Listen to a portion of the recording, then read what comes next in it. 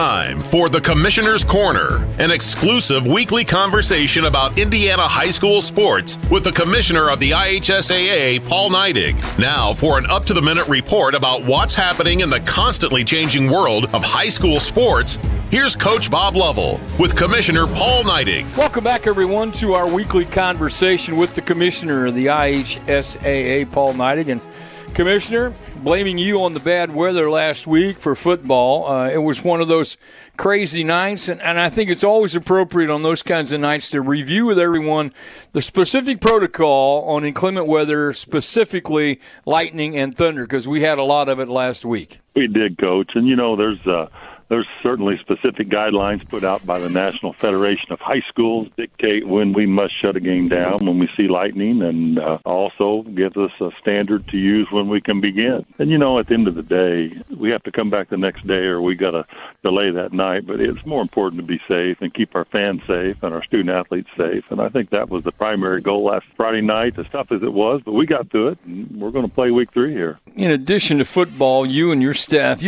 this time of year is a busy time for everybody involved in high school athletics.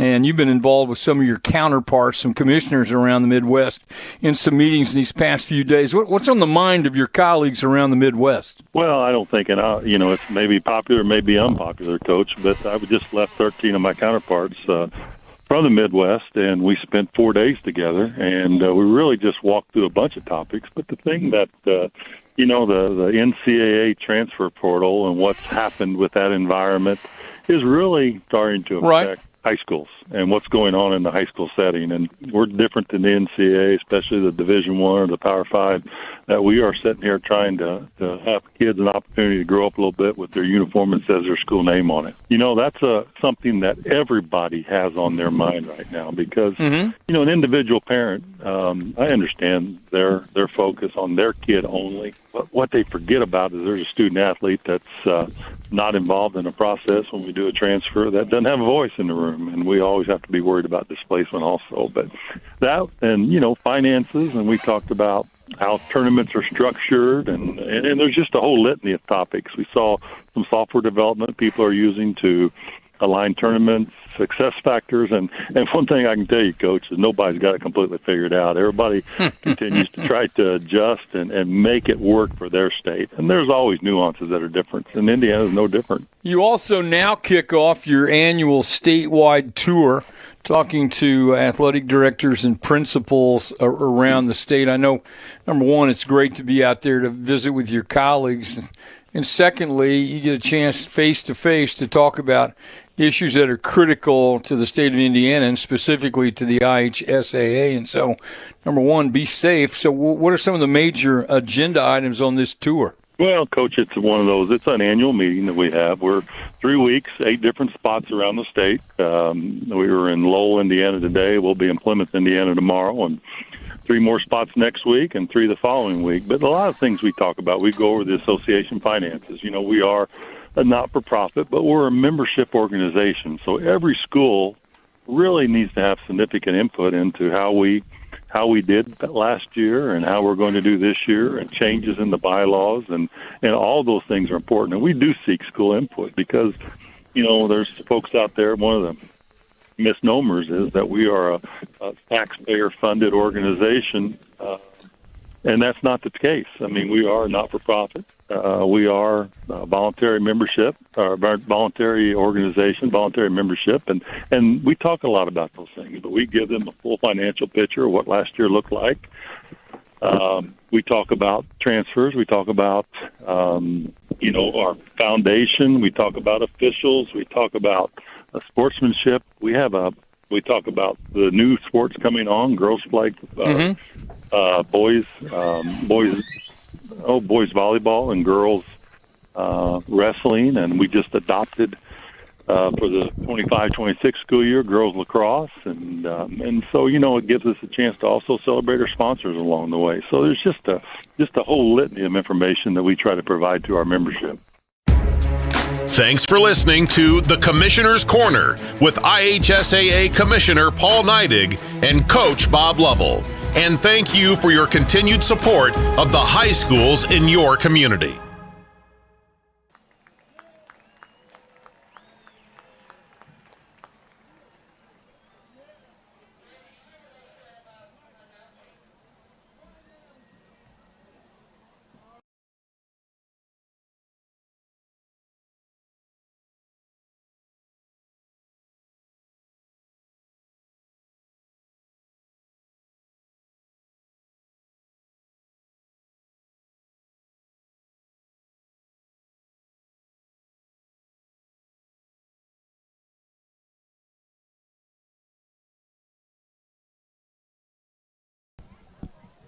Good evening, everybody.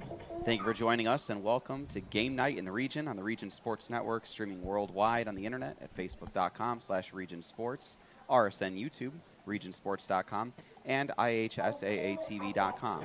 We come to you tonight from Demery Stadium at Merrillville High School as Region Sports Network presents our top-ranked Crown Point Bulldogs against our second-ranked Merrillville Pirates. I'm Mike Jamia. I'll have the play-by-play for tonight's game, and joining me with color analysis is Doug Ashenball. Doug, good. How about you? I am doing well, man. You talk about getting in real quick, season just starting, and we got probably the biggest game we were talking about here for the year already here coming in week 3, but couldn't ask for better weather. Perfect. Atmosphere over here on the Merrillville Pirates side is electric, and it's going to be exciting tonight. Yeah, the national anthem just finished right before we got on air, and what a great anthem it was. The Merrillville band playing, and it really sets the tone here. The stirring rendition of the Star Spangled Banner. It's because for as long as I can think in the United States. As long as the United States has had an interest in sports, there's always been a fascination about the biggest and the best squaring off, and that's exactly what we have here tonight with two heavyweights going toe-to-toe on the gridiron here at Demery Stadium. We do, yeah. Obviously, we know we have Crown Point. Everyone knows Crown Point, making a trip down to state last year, looking to get back down there this year, and then same for Merrillville. They lost in semi-state, unfortunately, last year. They're looking to get down to state and make that, and man, both these teams have fired off these first couple weeks here, and you talk about heavyweight matchups. That's exactly what we got here tonight. And we talked a little bit about the field too as well here, and this really is a football field, so you kind of feel that atmosphere. You can feel that electricity, especially when two heavyweights are going at it. The fans are closer, the stands are closer to the sidelines. Everything's a little bit more compact, even though how big this stadium is. It is truly going to be a heavyweight matchup tonight. I'm excited and looking forward to it. Yeah, and Doug, you mentioned kind of what it looks like here. So for everyone that's listening right now, it's an audio-only broadcast. We will add video to it at a later date. And so to kind of describe what we're seeing here, turf field, beautiful, gorgeous turf. It's got the purple outline amongst it. But what's most notable is that there is not a track around. So therefore, the stands are able to be that much closer to the field. It is a true, like Doug mentioned, it's a true football stadium. This is only for football. This is not a multi-purpose facility. This is strictly football. And here at Demery Stadium, which seats, I would imagine, well over 7,000 people. This one is just an electric atmosphere, and the Merrillville faithful really came in here strong tonight. Our camera will be positioned facing the visiting stands, but if we're able to potentially get a look at the people right directly in front of us, it's absolutely packed. Yeah, it is, and it was senior night too as well, which we just witnessed, and obviously that's going to bring a lot more here, but obviously this team too as well. It's a very, very good Merrillville Pirate football team, and I would imagine any home game on a Friday night is always going to have a packed home stands. Yeah, and speaking of senior night, this Merrillville Pirates team, they have quite the dynamic duo in the backfield with J.Q. Johnson and Cameron Jordan, but they are being led by an all-senior offensive line. Doug, if you're Crown Point, how do you contain this rushing attack?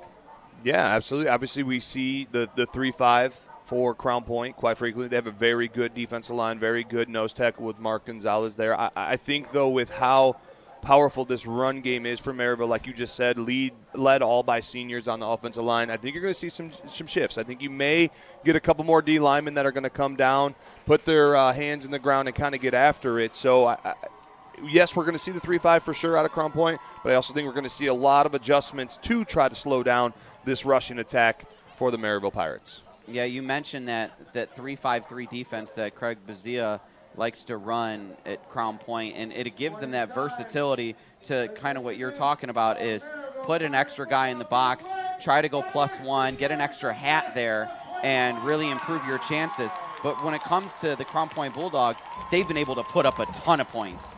And how does this Merrillville Pirate defense, who hasn't allowed a single point so far this year, meet the challenge of facing this Crown Point offense? It's a very high, powerful offense that we know of, led by Noah Ehrlich over there for the Crown Point Bulldogs. Again, a lot of seniors too as well. You got 3 seniors that are going to be in their four three that they kind of run with Merrillville, and you're going to kind of lead on their leadership here to be able to disrupt and get in the backfield, put some pressure on Noah, make him scramble out, move his feet, kind of move that pocket. So if you're Merrillville there, I guarantee you all week they've been really, really harping on, let's get off the ball quick, let's get in the backfield, let's get in Noah's face, and let's slow down that passing game they have. Yeah, this is going to be an exciting one. We have a read here, a message from the city of Crown Point. Mayor Pete Land and the Crown Point Pace Department are proud to support Crown Point Bulldog Athletics and say, go Bulldogs. Crown Point remains dedicated to preserving history, celebrating everyday life, providing the best in city services, and encouraging smart growth. Mayor Land and the Pace team invite everyone to admire classic cars and new autos at the Crown Point Car Cruise from 4 to 8 p.m. most Thursdays through September 26th at Bulldog Park. For more information, visit crownpoint.info/car cruise. So, for those of you listening, we are here at Demery Stadium in Merrillville, Indiana. The Merrillville Pirates are wearing their home purple uniforms, one of the most iconic uniforms in the region. And the Crown Point Bulldogs will be wearing their white uniforms. So the Merrillville Pirates, they're wearing purple with white numbers outlined in black. And Crown Point, they're wearing their white jersey tops with red pants with white stripes along the side of those pants and red stripes along the shoulders of their white jerseys with red helmets. And looking down over here, I see Mark Gonzalez with the captains with no pads on. Their nose tackle that we were just talking about, number 99, looks like he got a knee brace on. So something went down last week. Obviously, I know he tweaked it, but it doesn't look like he is going to be in this game tonight. But he is out there with the captains right now. But that's a big blow for Crown Point right there, especially we were talking about that 3-5 and how important that nose tackle and how well he has played for the first couple weeks. Seeing him not in pads, that is that's tough right there for Crown Point Bulldogs tonight. Especially we talked about that rushing attack with the Merrillville Pirates. So they're obviously going to be leaning on Carson Witham, number 98, filling in at that nose tackle. So that's going to be a big game for him tonight. And seeing how he comes up and steps in, he's a junior as well. Big boy though, 6 foot 245. So. That's a big blow, though, for Crown Point. Yeah, that makes things very interesting for the Crown Point Bulldogs defense. Like you mentioned, that nose guard playing in the middle of that 3-5-3, that first three, that middle guy on the defensive line, trying to take that interior, trying to provide that interior pressure to Merrillville's quarterbacks. We say quarterbacks, plural, because in week 3 they have trotted out 2 different quarterbacks, and they're still kind of trying to figure out who that quarterback is going to be. And so a huge sigh of relief for the Pirates with this absence. Yeah, no, I couldn't agree. But you're right? Both juniors over there, Jordan Sanders and Darnell Bowles for the Merrillville Pirates, been taking snaps, and both of them are trying to find, settle in.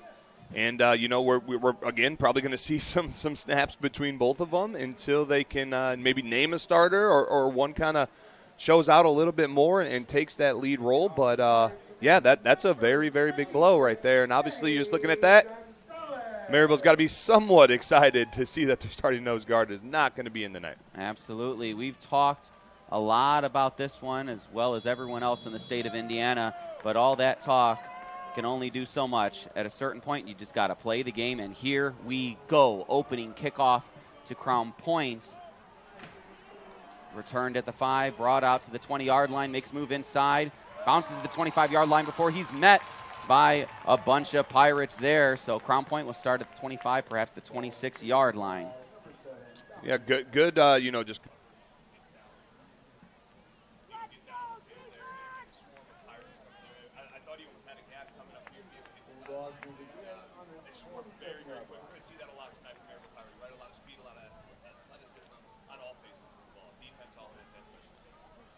So here come the Crown Point Bulldogs on offense to start this drive. They started at the 27-yard line. Noah Ehrlich under center. They're in a tight formation here out of the pistol. The team motion, so now they have 2 wide receivers to the right. Looks like a false start, perhaps.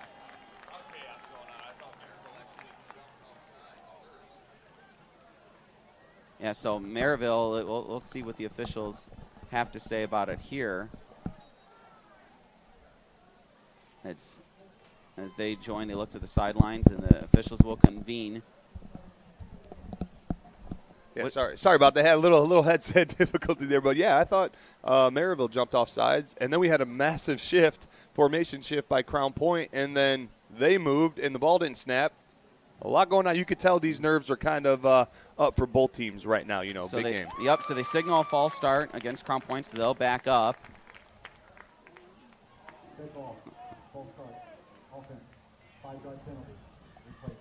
So they'll replay first down. This time now from the 22-yard line after the 5-yard penalty. They look to the sideline for the signal. But, yeah, that motion to start the game, Doug, that's something you do perhaps to see what Merrillville is in defensively, correct? Absolutely. Yeah, you're going to throw it at them real quick. You're going to see how they're going to adjust. Are they going to adjust? You want to see right off the rip is what Coach Buzz is thinking there of what that defense is going to be doing all night.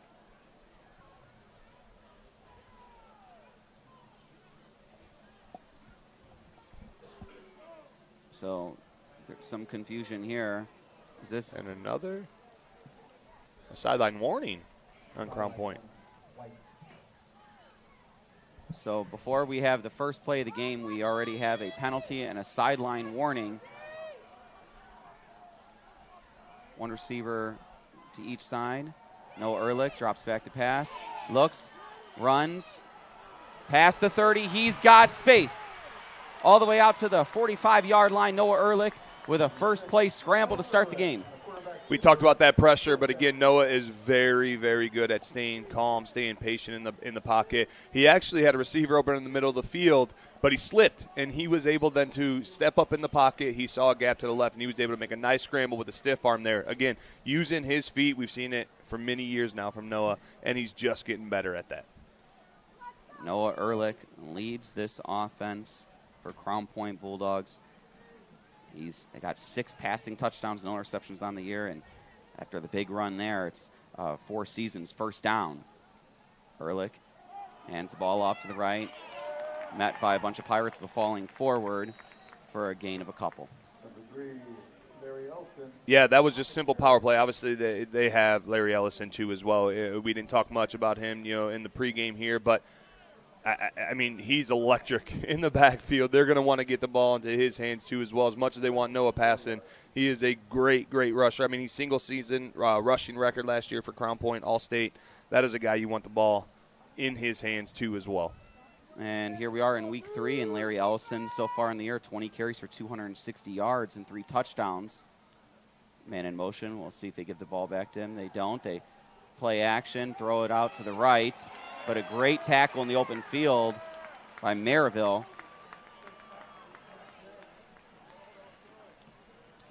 I believe that on that one was Jalen Ramsey, number 5, Jalen Ramsey. Yeah, he was able to come up, but you also got to give Crown Point Bulldog, some props there. He kept his feet moving. He should have been about 2-3 yards back on that quick little out. But he was able to keep his feet moving and drive for a couple more yards to make this a little bit more manageable on third down for Crown Point. It's an excellent point there, Doug, as it's now third down with 2 yards to go. So the 3rd and 2. Hand off to Ellison inside. Gains another 4 seasons, first down. Merrillville Pirates, they were moving too as well. Looked like they were trying to shift into some type of defense, but Crown Point caught them off guard a little bit. The linebackers were real close and bunched up in the middle, and they just hit that straight power to Larry Ellison to move the chains. Yep, so that 4 seasons first down is brought to you by 4 Seasons Mechanical in Merrillville. So Crown Point marching down the field. There's 10 minutes remaining here in the first quarter, first drive of the game for the Bulldogs.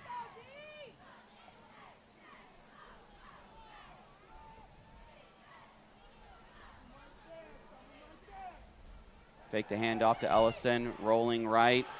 Great pass there to the right side, and with plenty of space running up the sideline for the Crown Point Bulldogs. And that's number 39, Trevor Gibbs. Yeah, Trevor Gibbs. Obviously, he's a big tight end for them. He's also kind of that H-back style where he blocks in the back. He kind of plays wing sometimes. But you want to talk about, you run with Ellison a couple times, and they're trying to key on him, and then you run the play action rollout. and he just slipped out from the backside over across to the other side of the field. And he was wide open. Unfortunately, he stepped out of bounds much sooner than he would have liked because he was close to the end zone there. But a nice play-action pass set up there from the Crown Point Bulldogs. And that Four Seasons first down brings them into the red zone now with the ball at the 19-yard line. Ehrlich steps up to the line of scrimmage, gives a signal, hands off to Ellison inside for a gain of 1 or 2. Yeah, great play right there, Jeremiah Jordan, the middle linebacker for Merrillville Pirates, just stepping up, reading that kind of dive gap. They brought that motion to with Trevor Gibbs again to the strong side here, blocking, kind of sealing the edge, but he was able to fill that A gap right up the middle. Just a great play by Jeremiah Jordan there. After the 2-yard gain, it's second down and 8 yards to go with the ball on the 16-yard line. And in a matter of a couple plays, we have gotten a minute of the game clock to run off, so there's 9 minutes remaining in the first quarter. First drive here, again with that bootleg to the right. Instead, he stops on a dime, throws it across the middle to Gibbs. Once again, Gibbs falling forward inside the 5-yard line. Yeah, and again, they went right back to that play where they had the big Trevor Gibbs pass recently. Is just, hey, we're going to run. We're going to hit that play action again, and Crown Point does play action so well because they have so many weapons, especially with Larry Ellison in the backfield. But you want to talk about some great hands by Trevor Gibbs. He was in some traffic. Noah put it in there. There was some speed on that ball, and he was able to come down in traffic for a very, very big play and a very big first down. Yeah, that second reception was certainly more difficult than the first. Yeah. And it gets them to inside the 5, handoff to Ellison. Falling forward just short of the goal line. So we'll see. Now it's first down, or second down, and they hurry up. Quick handoff to Ellison, and he's tackled at the line of scrimmage.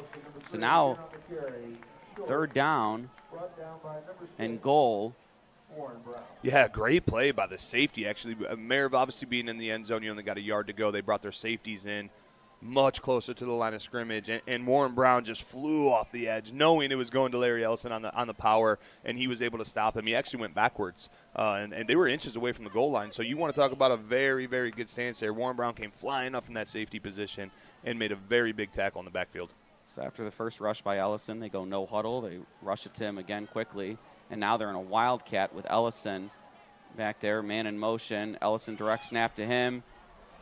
And a big stop there by the Pirates defense to force a big decision here. Perhaps going to just go for a field goal.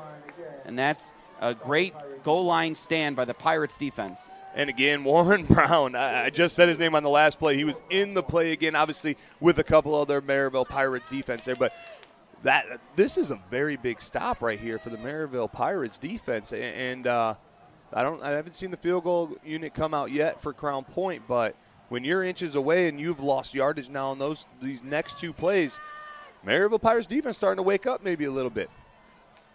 Yeah, that ball looks like it's spotted at the 3-yard line, maybe the 2.5-yard line. We'll get a timeout, Crown Point. So, Doug, early in this game, you've marched down the field. If you're Coach Bazia, do you settle for 3 points potentially, or do you go for it? You just mentioned you just got stuffed twice, or 3 times rather, with those runs up the middle. If I'm Coach Buzz, I think I'm going for it. With being this close, this big of a game, obviously a DAC opponent as well for the conference, and I think you need to go for it here. I think you need to make a statement. You've done very, very well, and you've driven down the field just as you just stated. Yeah, it does get a little bit harder, though, for your offense. Now that defense is playing a lot less field behind you, and it can be tough. But if you're Coach Buzz, I think you need to go for it. I think you want to punch this in. You want to make a statement saying, hey, a couple plays backwards doesn't mean that we're going away by any means. And I think it also will – Merrillville's got some momentum right now on their defense. If you can punch in a touchdown, that kind of chops that momentum back down and swings it back over to your favor, obviously, by scoring a touchdown. I say go for it. You got Larry Ellison, you got Noah. When you got those 2 with the ball in their hand, you got a pretty good shot. And if you're Merrillville, do you do anything differently here defensively? Do you maybe perhaps anticipate that you're going to see like that play action bootleg? Do you do anything differently defensively, or do you just kind of run it back? You're definitely alerting your team right now. I can see play action. I can almost see maybe even somewhat of kind of a trick style play where you run power, the running back throws it over to the H-back, something similar like that. So you got your defense on alert. Ehrlich gets the snap, hands off to the right side to Ellison, and Ellison scores the first touchdown of this game for the Crown Point Bulldogs. Yeah, simple just kind of off-tackle power to their strong side, the right side there, and man, the offensive line did a great job blocking down and sealing that edge for Ellison just to get those 3 tough yards. So a couple big chunk plays for the Bulldogs, but then they found themselves in some tough territory once they got to the goal line, as they had to convert a 4th down for a touchdown. On for the PAT, and it's blocked. So Oliver Brewer for the Crown Point Bulldogs comes up empty on the PAT. Special teams doesn't always get, the credit they deserve, but that is a very big play for special teams, especially to shave that point off. You can march down here and take that lead. You can get some momentum back from Merrillville. All right, you're watching the Region Sports Network, the only game in town. This box is small, like Pet Supplies Plus. This one is large, like a big box store. In each, stew, and a toy. Question is, which dog will find it first?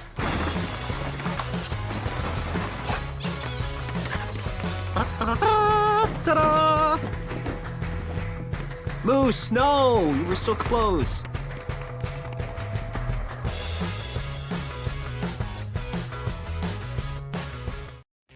Discover excellence at Moeller Acura of Merrillville.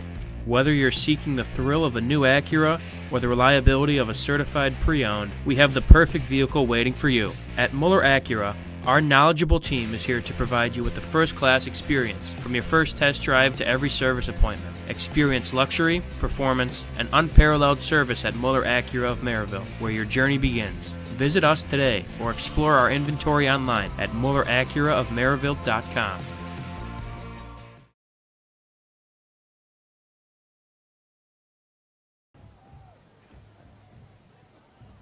Welcome back. You're watching the Region Sports Network, the only game in town.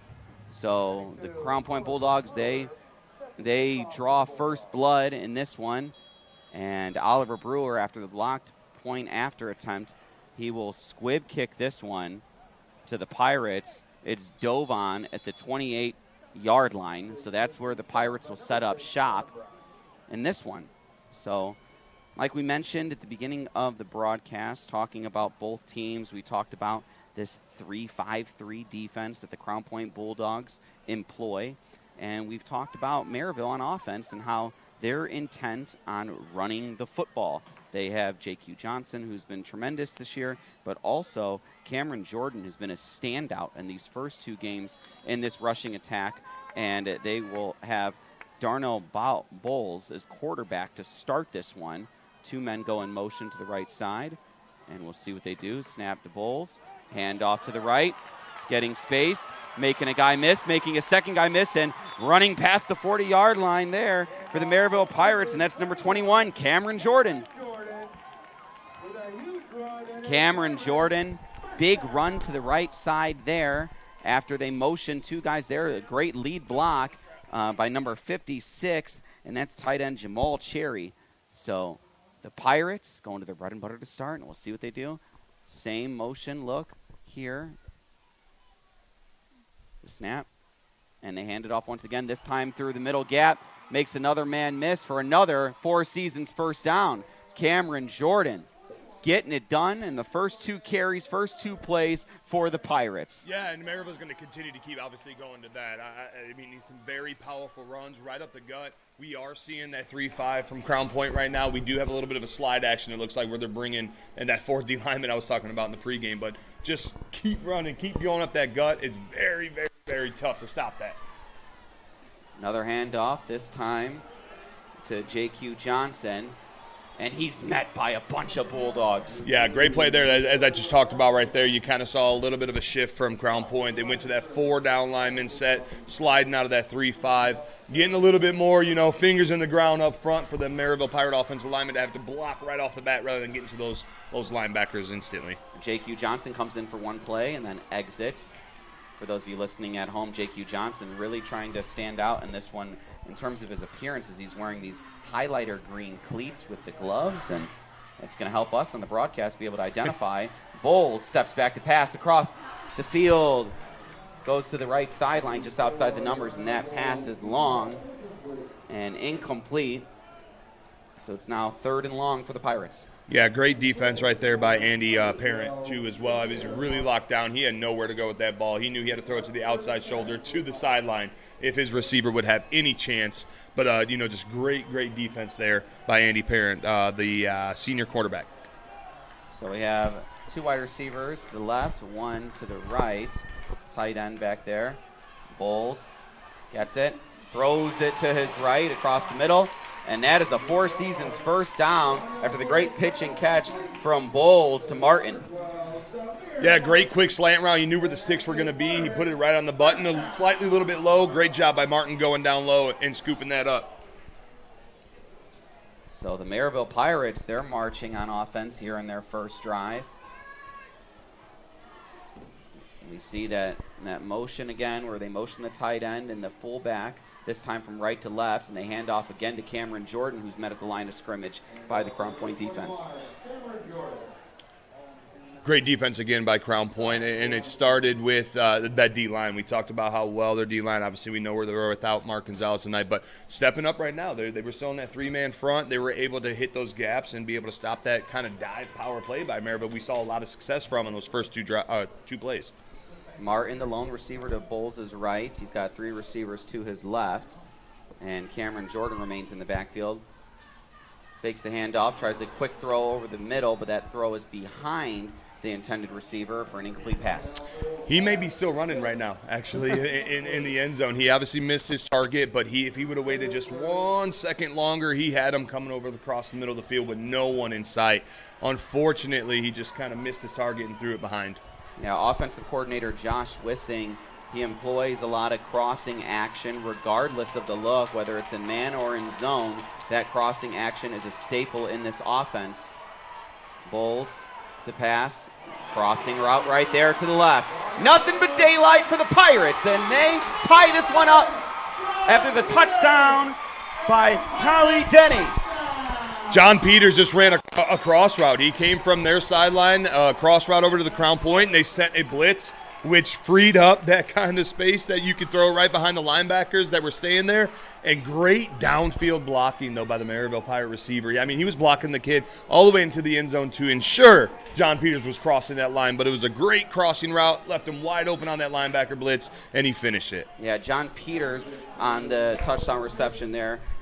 Denny also wearing number 11, but not in the game there. And the PAT is good, so the Pirates take an early lead here at Demery Stadium.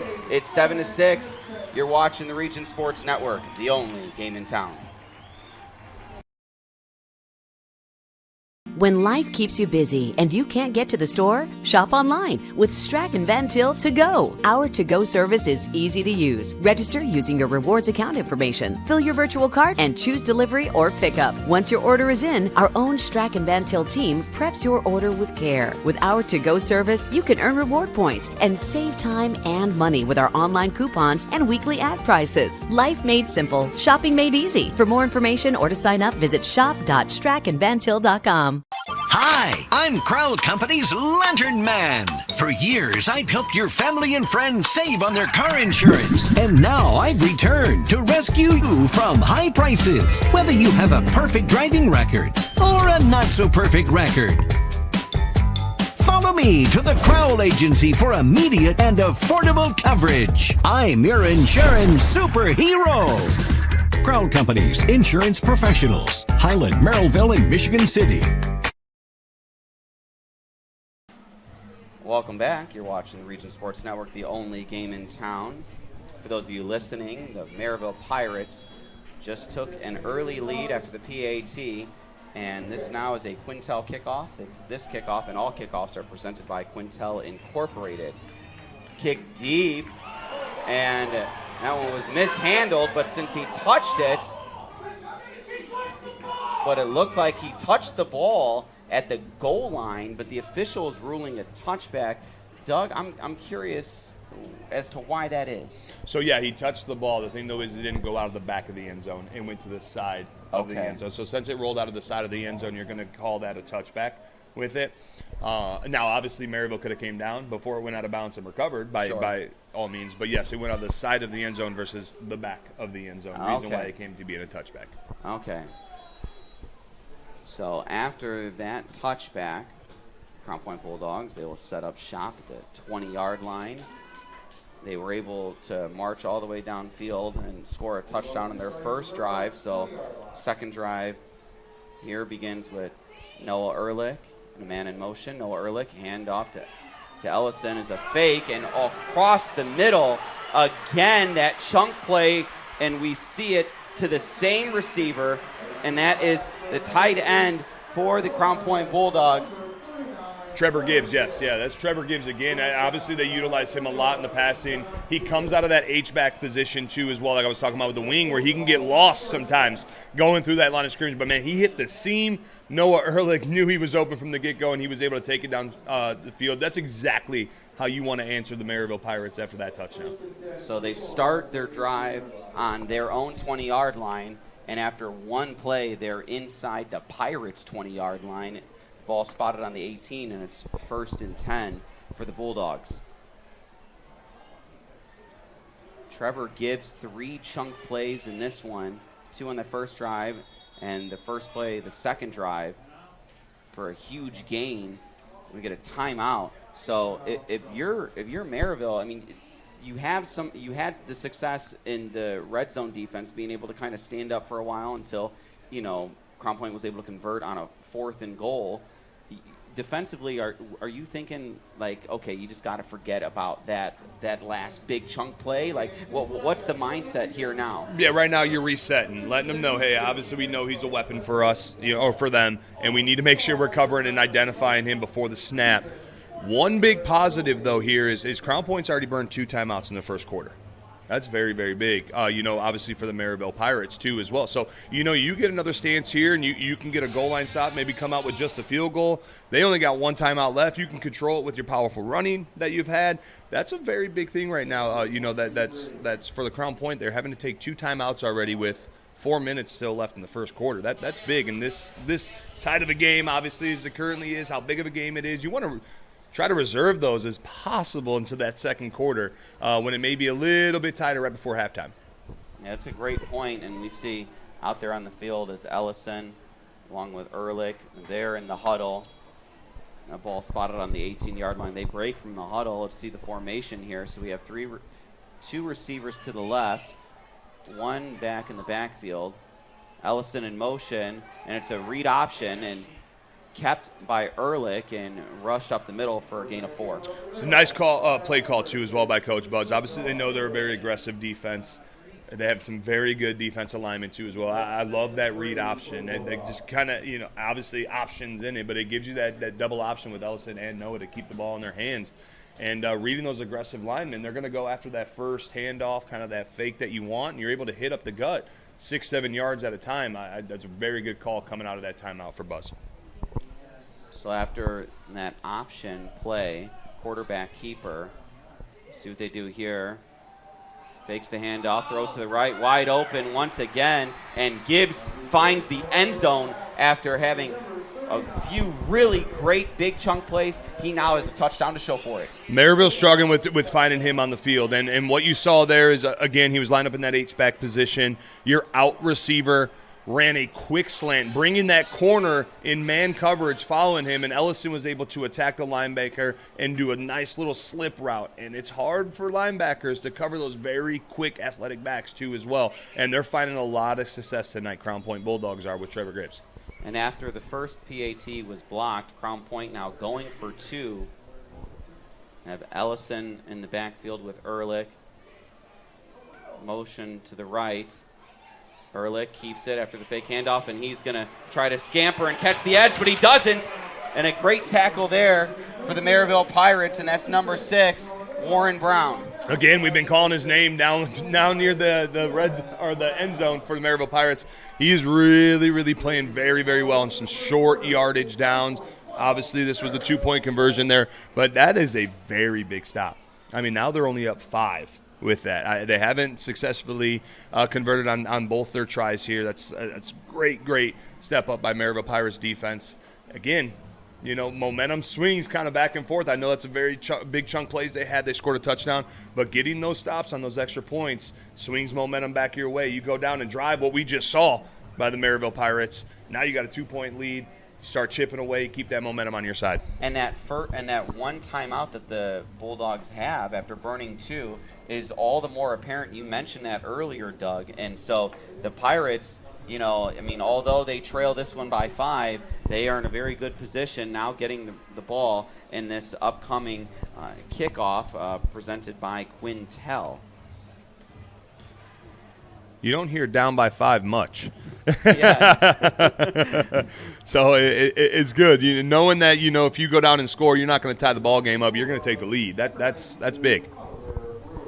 So Brewer, he sat on the bench and watched his team go for 2 just a moment ago. He's now on the field ready to kick this one off to the Pirates. The last kick was a squib kick. We'll see if he kicks it deep here. He does not. That ball rolls to J.Q. Johnson, who picks it up. J.Q. Johnson, after a couple yards, is met by a bevy of Bulldogs, and they'll set up shop just shy of the 35-yard line. Great coverage by the Bulldogs there. And to also mention here is, Merrillville scored in 2 minutes, 15 seconds, I think it was. Last time they were very high paced. They were getting on the ball quick. They were getting their play calls in. And obviously we're going to probably see the same kind of tempo here. And I'm excited to see how Crown Point's going to make some adjustments here to try to stop this rushing game. They had a little bit of success when they brought 4 down linemen down, but it looks like they're back out in that 3. So Merrillville, they have 3 receivers to the right. Once we get the video added to this broadcast, that'll be on the bottom of your screen. They hand off up the middle to Cameron Jordan for a good gain there. Yeah, and we saw, again, I was just talking about it. They got the 3 down linemen again. How can you make these adjustments to stop the rushing attack here? And that's the thing with the 3 down linemen. You're giving up kind of those B's and C gaps to rushing teams.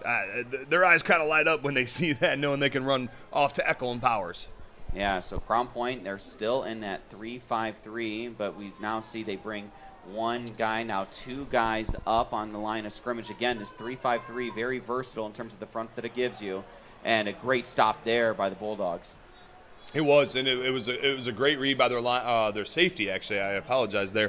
Flying up the field, again, putting that pressure to make him have a jump cut in the hole, able to get his defense to be able to kind of swarm him and gang tackle and get a short game. So it's 3rd and 1 for the Pirates. Wait, they're signaling first down. Yeah, I thought he was short too as well, but the spot was a little favorable for the Pirates. All right, so by the nose of a football, perhaps from the official, it's now first down for the Pirates. Got that early run plays that we see, those 2 men in motion to the right this time to J.Q. Jordan. There's a flag thrown in the backfield. Yeah, Nico Pavlu on the edge there. Again, you talk about you rely on your defense or your defensive line very heavily in that 3-man front. He was able to keep his outside hand free and able to kind of, shed that block and stop that outside attack. But it looks like, unfortunately, holding on that right tackle. Yeah, so that's one look that we've seen so far with Merrillville is that they bring that tight end and that I'm not sure what you would call that. It's like an H-back perhaps. Yep. They'll bring those 2 in motion and then they'll rush to that side, but they'll either rush off the tackle there or they'll rush up the middle. Yep. And so they've had success with that. Now with the wide receiver in motion here, they give that turbo jet screen there, that handoff, and that, able to get the outside corner, but only for a gain of a couple. It was, yeah, and again, we got another flag down too as well, but that was that jet sweep kind of to the weak side, or I'm sorry, strong side that you were talking about with that H-back over there, but the Crown Point defense and their pursuit was remarkable on that last play, making him stretch it kind of all the way to the sideline where we had no more room to go. Yeah, really cutting off that angle. So great angle of pursuit there by the Bulldogs, and they're able to chop down John Peters before he could really catch that sideline and get moving. John Peters, mind you, the player who scored the touchdown for the Merrillville Pirates on a crossing route earlier in this game. Yeah, and then we had another penalty here. That's going to push them back to about 1st and 26, I believe.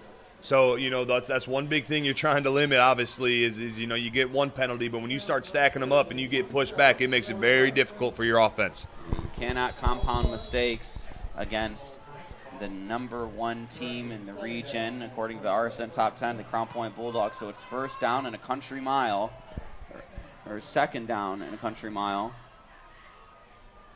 for the Pirates. Big standoff off the middle, quick wide receiver screen pass, but it is dropped.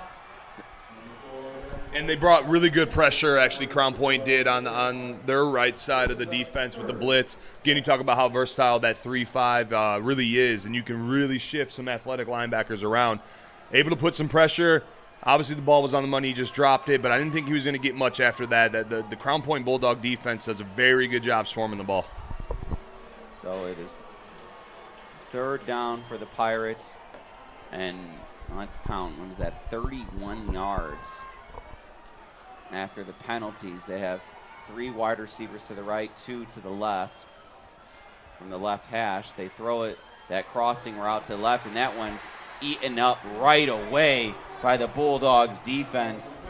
Yeah, Griffin Van Tilschelt actually on that stop. They ran that crossing route where they had a lot of success, and he actually had a guy open in the middle of the field, but the pressure up the middle from the Crown Point Bulldogs defense, they sent that middle linebacker blitz with Trevor Gibbs in your face. It makes it very, very tough to make the right read, let alone you got to make a very quick read when you're tossing that ball, seeing him coming. Yeah, I mean, Van Tilschelt, great wrap-up tackle there. In space. I mean, he's a wrestler for this Crown Point team, so that shouldn't surprise anyone. That punt almost mishandled. Instead, it's returned by Tischelt, and he's going to bring this one all the way past midfield and near the 40-yard line of the Merrillville Pirates. Couple good plays for the kid right there. Obviously, a big stop coming up, reading the pass, and then a nice return to set up your offense on their side of the field, give them great field position. And, again, I'm imagining they're going to be looking for Gibbs here in those slip routes and utilizing him in the pass game, letting him get lost and take obviously end up back in the end zone here. But Crown Point, you may see him pick up the speed a little bit on offense too as well. They got the momentum on their side, and kind of right now they're sniffing a little blood in the water. Yeah, they certainly got that momentum after 2 big plays by Van Tilschelt. He, is an IHSAA state qualifier in wrestling a year ago, and he's getting it done in the fall right now on the gridiron. Ehrlich fakes the handoff, drops back, steps up, fires across the middle. It's again to Gibbs. Gibbs again breaks 1 tackle. Couldn't break the second one. If he would have, he would have found the end zone again. He sure would have, and I just called it. I said they're probably going to go right back to him, and they sure are. All they're simply doing is putting their H-back one-on-one with their linebackers for the Merrillville Pirates, and right now those linebacking crews having a very tough time being able to find him and where he is coming out of the backfield, let alone being able to guard him. He's a very quick, athletic back coming out, and he is finding the open holes for Noah, making simple, easy throws to him. Yeah, he's been getting wide open all night so far, and Noah Ehrlich has been able to hit him every single time. Yeah. So this Crown Point team has done nothing to beat themselves yet, and there's 15 seconds remaining in the first quarter, and get a final timeout here, perhaps. Yeah, looks like a Crown Point timeout. All 3 used in the first quarter. I know they got momentum on their side, but that's sometimes can come back and bite you, using all those, not having any for the second quarter or near halftime. Yeah, we'll see how this plays out. I may have spoken too soon when I said not beating themselves, but I mean, Coach Bazia knows far more than I do. So I mean, I've seen him make some decisions that I didn't understand, and then go figure it ended up working out in their favor. So, but nonetheless, yeah, this Crown Point Bulldogs offense is humming right now. Trevor Gibbs is having an outstanding game in this one, and that's an early candidate. I mean, there's a couple early candidates for some electrifying plays brought to you by IBEW Local 697 electrifying plays. Check out IBEW Local 697 electrifying plays from this week's football action. You can find them when you visit regionsports.com, Facebook/RegionSportsNation, or on Instagram. That's where I find the material and the content. The electrifying plays presented by IBE Local 697, the electrical professionals. A lot of electricity at Demery Stadium here. Ellison tries to take it outside, but great defense there, great coverage. And the Merrillville Pirates get a stop, but there's a flag on the play. Yeah, just great swarming defense there by Merrillville. Obviously, they're playing actually very well against the run game. It's what they're struggling is the pass game right now. So, Crown Point's obviously wanting to try to find that run game to set up the play actions again we saw on the first drive and continue to keep opening up that pass game. But Merrillville's defense is finding where that ball is at. Larry Ellison kind of getting bottled up by them, and they continue to play very well against the run. So that ball now spotted at the 19 after the penalty on Crown Point. So it's first down and 9. Ball on the 19, or first and 19 rather. We'll see if a play goes here. It does not. The first quarter draws to an end. The Crown Point Bulldogs lead this one 12-7 after 1 here at Demery Stadium in Merrillville, Indiana. You're watching Game Night on the Region Sports Network, the only game in town.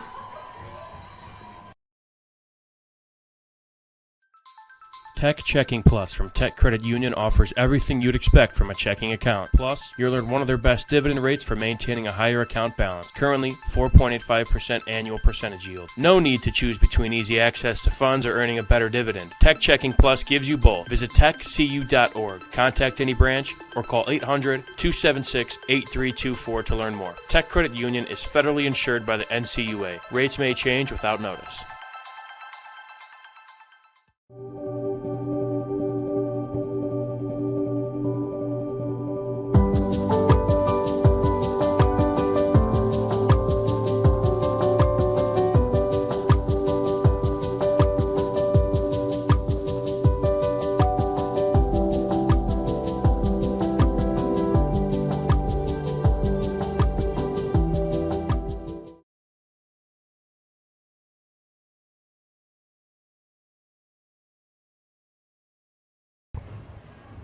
Welcome back. You're watching the Region Sports Network, the only game in town. So we now begin the second quarter where the Crown Point Bulldogs lead the Merrillville Pirates on the road 12-7. They have the ball on the 19-yard line, and it is first and goal for the Bulldogs. Big stop obviously right here for Merrillville on this drive. We saw them very successful in the red zone defense the last time. You need that now. A field goal keeps you in a one-possession game here. So this is very, very big stance here for Merrillville. Ehrlich looking to his left, trying to direct traffic, throws it to his left. Pass is incomplete, and we get a flag after the incompletion and another flag in the backfield.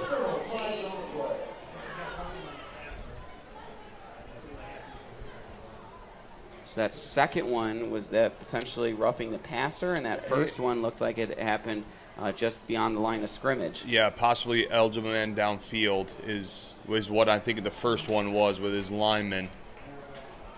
And then, yes, the roughing the passer after that, personal foul.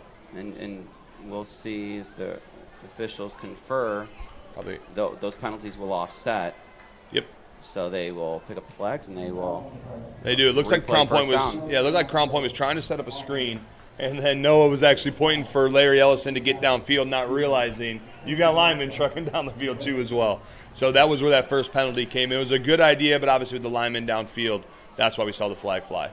All right, so we'll replay first down from the 19-yard line. It's first and goal for the Pirates. Now the second play of the second quarter, Ehrlich's got two receivers to his right. And he rolls right and hands off to Ellison, who goes off the left tackle. Ellison makes a move on a defender and falls inside the 10-yard line. And that was a great draw play is what they were looking at. It was just great pursuit by the Merrillville Pirate defense. Again in the hurry up. Ehrlich rolling right, throwing into the end zone, and it's caught there by number 5 for the Crown Point Bulldogs. and that's Lucas Szymborski. That was a great hurry up by Crown Point, actually. Merrillville was struggling to get settled, trying to get into their defensive positions they needed to, and then they run a play-action pass with 3 crosses. Kind of call it levels is what they're looking for. You got a shallow, a mid, and a deep, and he was able to hit the mid when wide open. Linebackers not in position. Great call right there to hurry up and get lined up on offense there for Crown Point. So on for the PAT is Oliver Brewer. His first PAT was blocked after the first touchdown. So this is his second attempt. And this one is through the uprights and good. So it is 19-7 after Crown Point scoring on the first drive here in the second quarter. We'll take a break. You're watching the Regis Sports Network, the only game in town. Have you checked out Centier Bank's student checking account? This no-fee checking account is perfect for students and teens ages 14 to 24 and comes with all the features you need to succeed, such as a debit card, digital banking, and automatic deposit. Centier Bank can help you start establishing good spending habits today for your better tomorrow. For more information, visit Centier.com/student-checking or visit your local branch. If you are under the age of 18, your parent or guardian must also sign on the Centier student checking account. At the age of 25, your account will automatically convert to the Centier checking account. You must deposit $25 to open this account. This account is not eligible for overdraft advantage. Member FDIC.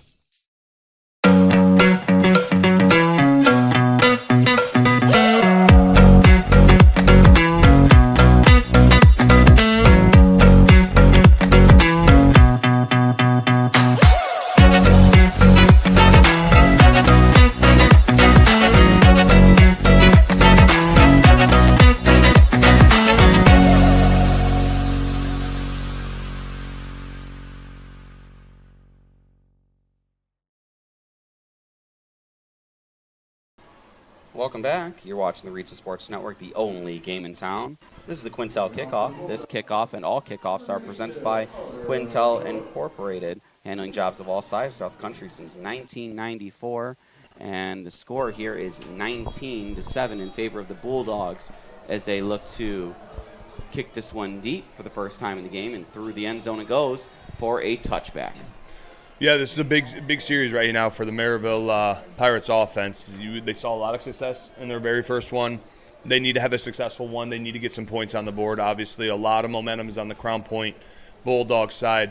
But, talking about that offense over there in the passing attack, Merrillville's probably down here right now, I can imagine, with their defense of trying to make them adjustments for this passing game and getting their coverages down, because that is the only thing that is going to be able to slow this Crown Point down is on these adjustments for the defense. So we'll see what adjustments are made. We'll see if Merrillville can march downfield and score another touchdown. They trail this one 19-7. Empty backfield, Bowles to throw. That pass is caught by John Peters. A great catch there in traffic as he went up to grab that one for a Four Seasons first down. Yeah, again, John Peters, we've been calling his name quite a bit on this passing attack for Merrillville Pirates.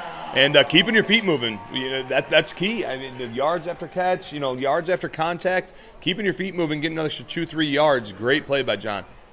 Bowles, quarterback for the Pirates. He's been the only quarterback this game thus far for Merrillville, and that's something to note here in Week 3. Another thing to mention is number 56 again going in motion, so that's usually signifying a handoff, and that's exactly what happens, is that one's handed off to Jordan for a loss. And we talk about, Lucas Szymborski just scored a touchdown. He made an amazing read right there and was able to break down and make a great tackle, too, as well. So playing both sides of the ball here. The linebacking crew, we can't talk enough about the Crown Point linebacking crew and how they're able to utilize that 3-5, read the gaps, and get downhill quickly and fill gaps and make tackles. So you mentioned that Lucas Szymborski getting it done on both ends, as this one is snapped to Bowles and handed off again to Cam Jordan, and another tackle for a loss. This Bulldogs defense is getting back there and having fun. Logan Rodriguez there, the inside linebacker, actually did a little bit of a slide and put him at DN. He was able to crash off that edge. They were trying to find that off-tackle kind of gap power, and unfortunately he just came off the edge and made a very good tackle. So it's 3rd and long for the Pirates. Ball on the 33. Bowles. Quick pass. It's deflected at the line of scrimmage by none other than Lucas Zimborski. So you talk about Zimborski playing both sides of the ball. He scores a touchdown. He comes in on defense. He has a tackle for a loss, a deflection. There's another guy for Crown Point that we've called his name too that's been doing things in two phases, and that's Griffin Van Tischelt. Do you know what the one thing they have in common is? What's that? Big-time wrestlers. Right? Yeah, wrestling and and football, hand in hand. Yeah, the Crown Point wrestlers getting it done on the gridiron tonight. That punt for the Pirates that trickles out to the 35-yard line. But, yeah, no, we mentioned Griffin Van Tischelt. He's a state qualifier, and Zimborski's a two-time state champ in Tennessee before transferring over here. So, yeah, so some big-time Crown Point wrestlers in this one. And wrestling and football, man, obviously, especially defensively, wise, goes very big hand-in-hand. Going back to that, too, as well, I mean, Merrillville only took off about a minute and 26 seconds. They're still going very fast-paced, even though they can't find anything on offense. Sometimes that can get you in trouble with these quick 3-and-outs, getting the ball back over to the offense for Crown Point. So Ehrlich on offense, and you see that same motion. That was the same motion that they had for the first play of the game, and there was a flag on the play the first play of the game, and we see another flag. We'll see if it's offsides. Yeah, offsides there. They got him to jump there on that time, the right side, D end for Merrillville. So they'll move the ball up a bit. The ball now on the 39-yard line. And Crown Point looking to go to work. Again, we see that motion. We see the Mike linebacker for the Pirates. He makes a signal, and they run it straight up the middle with Ellison. Ellison getting to that second level for a gain of 6. Yeah, again, right back to that same exact motion. Still running to that power side. Again, though, big credit to the offensive line for Crown Point being able to open up those gaps for Larry Ellison. Obviously, 1st and 5 looks a lot better than 1st and 10. So that penalty really slows down that defensive line, too, as well. They're a little bit more hesitant to fire off, not knowing what snap count's going to be, what motion's coming. It makes it very tough for the defensive line when you see a lot of those. So we'll see what the Bulldogs do here after the 6-yard rush for a first down. And they hand it off again to Ellison. Ellison pushes a blocker ahead of him, gets to the second level once more. Again, just simple off tackle. We're going to go hat on hat. We're going to, see who's going to win the trenches. And right now, Crown Point's offensive line is winning the trenches. Yeah, and if that's one thing that we would have talked, or that we did talk about in the pregame, and that's one of the things I thought would be, is that this game would come down to the trenches. And so we're seeing a little bit of that, but we're also seeing a lot of other things we did not expect. We see Gibbs is having a tremendous game. Wish we would have picked him to be a pick to click in this one, but Crown Point Bulldogs, they're getting it done in a number of ways so far. So they're marching down the field. Another handoff to Ellison for another gain of 5. Yeah, close to that first down. Again, same shift, just opposite side, right up the gut, kind of power football. And again, I think, when we talk about all seniors for Merrillville Pirates defensive line, Crown Point's all seniors except for one. They have a junior at right guard, Austin Reed, and everyone else is senior. So it's a lot of seniors going up against each other, a lot of experience there. Yeah, and we talked about the senior-laden offensive line for the Pirates. They're all seniors on senior night here at Merrillville High School at Demery Stadium. So it's 3rd and short. Another handoff to Ellison. He picks up the first down. Yeah, and Cease a little upset here, and I can understand why. It doesn't look like the receiver for Crown Point was fully set, but no penalty on that shift. But again, simple. They just keep running that same kind of play you're seeing with the shift and moving it to the power side and just chipping away 4 or 5 yards a time. Yeah, so they're just chugging along here in the second quarter with a 19-7 lead. Yep, keeping a good pace. They're not going quick. They understand that if they can eat up some clock and drive down and score, they're going to be in a very good position. Aiden Shields ran onto the field for the Pirates. He's not going to be on this defensive line. We'll see if that makes an impact here. Fake handoff, throw to the left. Again to Gibbs. Gibbs breaks one tackle and falls forward close to the first down marker. He's been finding himself open quite a bit tonight, and they're struggling with guarding him. And it's coming out of those little slip routes, coming out from that H-back, from the backfield route that normally is going to put you one-on-one with a linebacker. And that's what we've been seeing all night. Unfortunately, his linebackers just haven't been able to find that coverage against him. Yeah, and Crown Point, a lot of movement, a lot of motion on that offense that they employ, and they've been finding gives in advantageous positions all night long in this one. Another man in motion, Ehrlich takes the handoff, steps back to throw across the middle to Gibbs, and that's incomplete. Yeah, right through his hands. Again, they coming from the back, right? A lot of motion up front. A lot of, the defense has to look to see where they're going. Are we shifting strong side with them? And then you run a play-action pass out of it, too, as well. It's a lot going on for that Merrillville Pirates defense to be looking and monitoring, knowing, hey, do I need to make a shift? Do I need to make a separate call? And unfortunately, that just went right through his hands, though, for Gibbs, because he would have had another big gain right down the middle of the field. So it's 3rd and short. 3rd and a little bit, about a yard to go exactly. Ehrlich gets this, hands off to Ellison. Ellison off the right tackle, jukes inside, spin move, and falls forward for another Four Seasons first down. Great job by the offensive lineman, really sealing that edge for him to hit off tackle. Nice jump cut that he went back kind of across the grain into the defense, but he was able to get about 6-7 yards again. It's just really that power of football what you're seeing right now from Crown Point. So Crown Point, they are now on the 25-yard line. So it's 1st and 10 with 6.5 minutes to go in the first half. We remind you to stay tuned for our Hose Connections halftime show. Hose, it's proud to connect the first and the second half of tonight's game. Another handoff to Ellison. Ellison makes that again, that juke inside, and again for an extra few yards, so he brings that one all the way down to the 10-yard line. It looks like we got a penalty on there, but they went right back to that off tackle. And, I don't blame them. Obviously, when you got a 6'5", 295 senior with Nolan Cicero at your right tackle, I'd probably be following him all night as well. So we'll see penalty there. And it looks like it's going to be on the defense. A face mask. So it's a 5-yard penalty.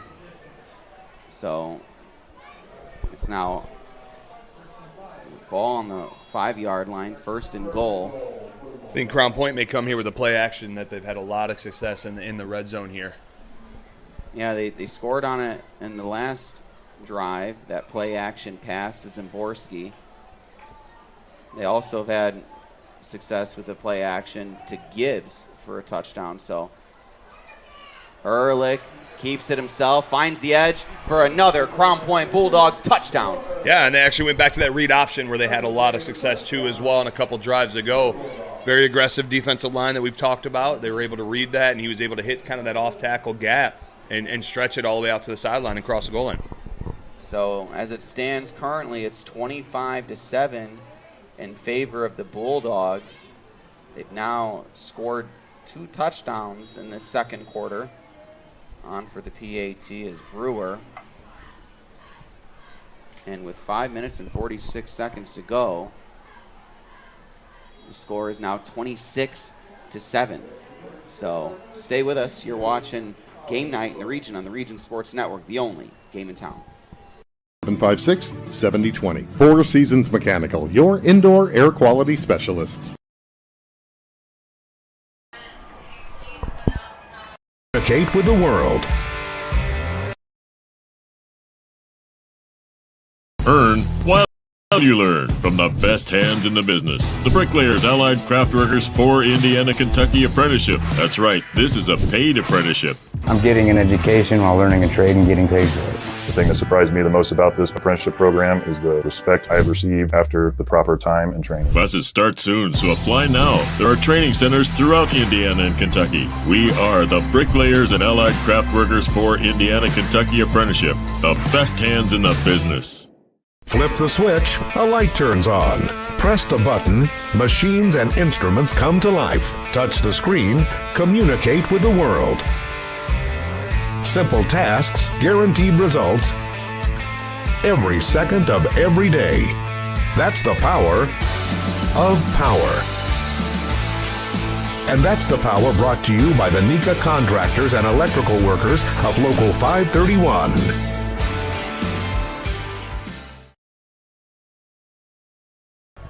Welcome back. You're watching the Region Sports Network, the only game in town, as that kickoff sails into the end zone and through the back for a touchback. So that is a Quintel kickoff. This kickoff and all kickoffs are presented by Quintel Incorporated.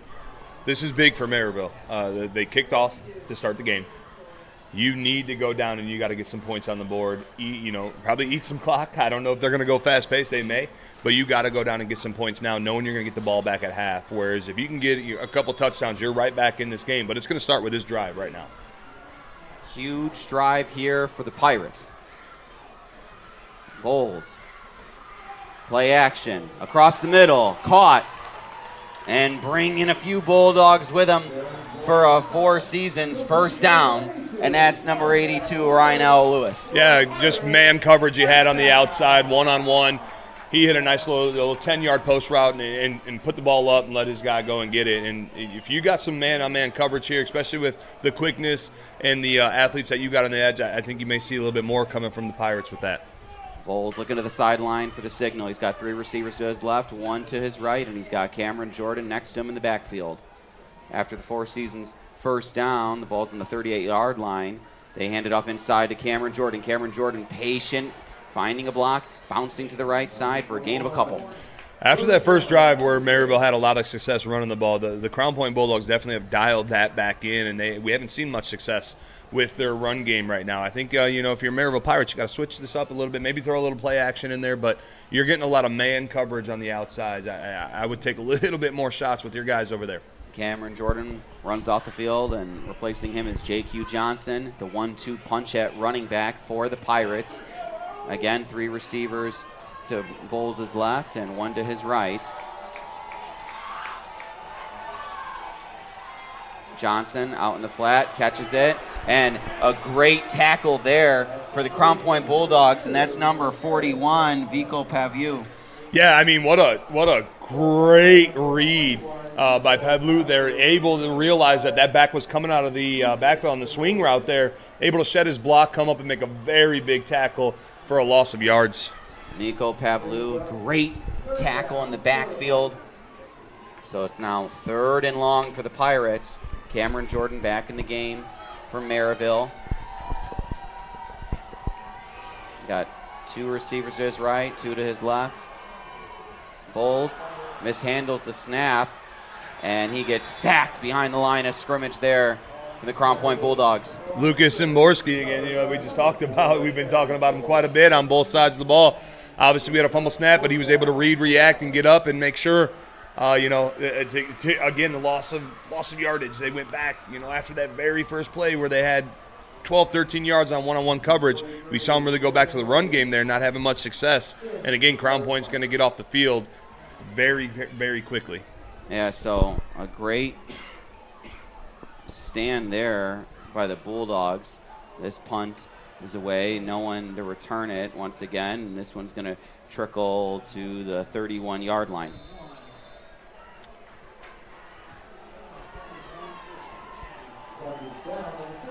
Plenty of time left here for Crown Point, obviously, in this half. This is one of those drives where they go down and score. I know it's still early and going into half, but you go up, 33-7 heading into half, you're looking pretty good. They're looking to score here quick, and they probably want to eat up all the time at the same time. Yeah, Cole Emanuelson, the huge play for the Bulldogs. The Pirates punt to them, and so now Crown Point, they'll get it started once again at the 31. We have Ehrlich and Ellison in the backfield. Wide receiver in motion, looking to his right, throwing to his left, incomplete. And another flag on the play. Yeah.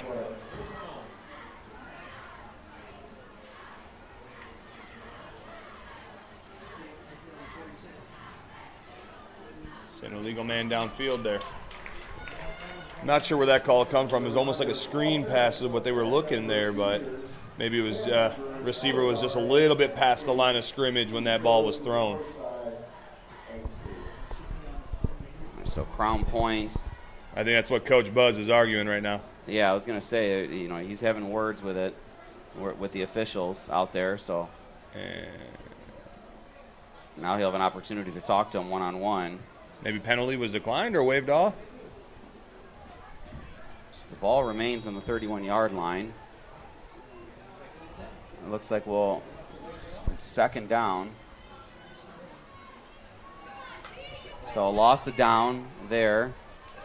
3 receivers to Ehrlich's right, none to his left. Ellison in the backfield, handoff to Ellison, straight up the middle, getting to that second level again, bouncing outside, lowering his shoulder, and he just steps out of bounds. If he didn't, he would have gone all the way. Yeah, he sure would have. And again, you had trips down here towards the Merrillville Pirates sideline, which is your defense now is shifting to the strong side, and they hit that weak side off tackle, and Larry Ellison just able to find the gap and take it down the field.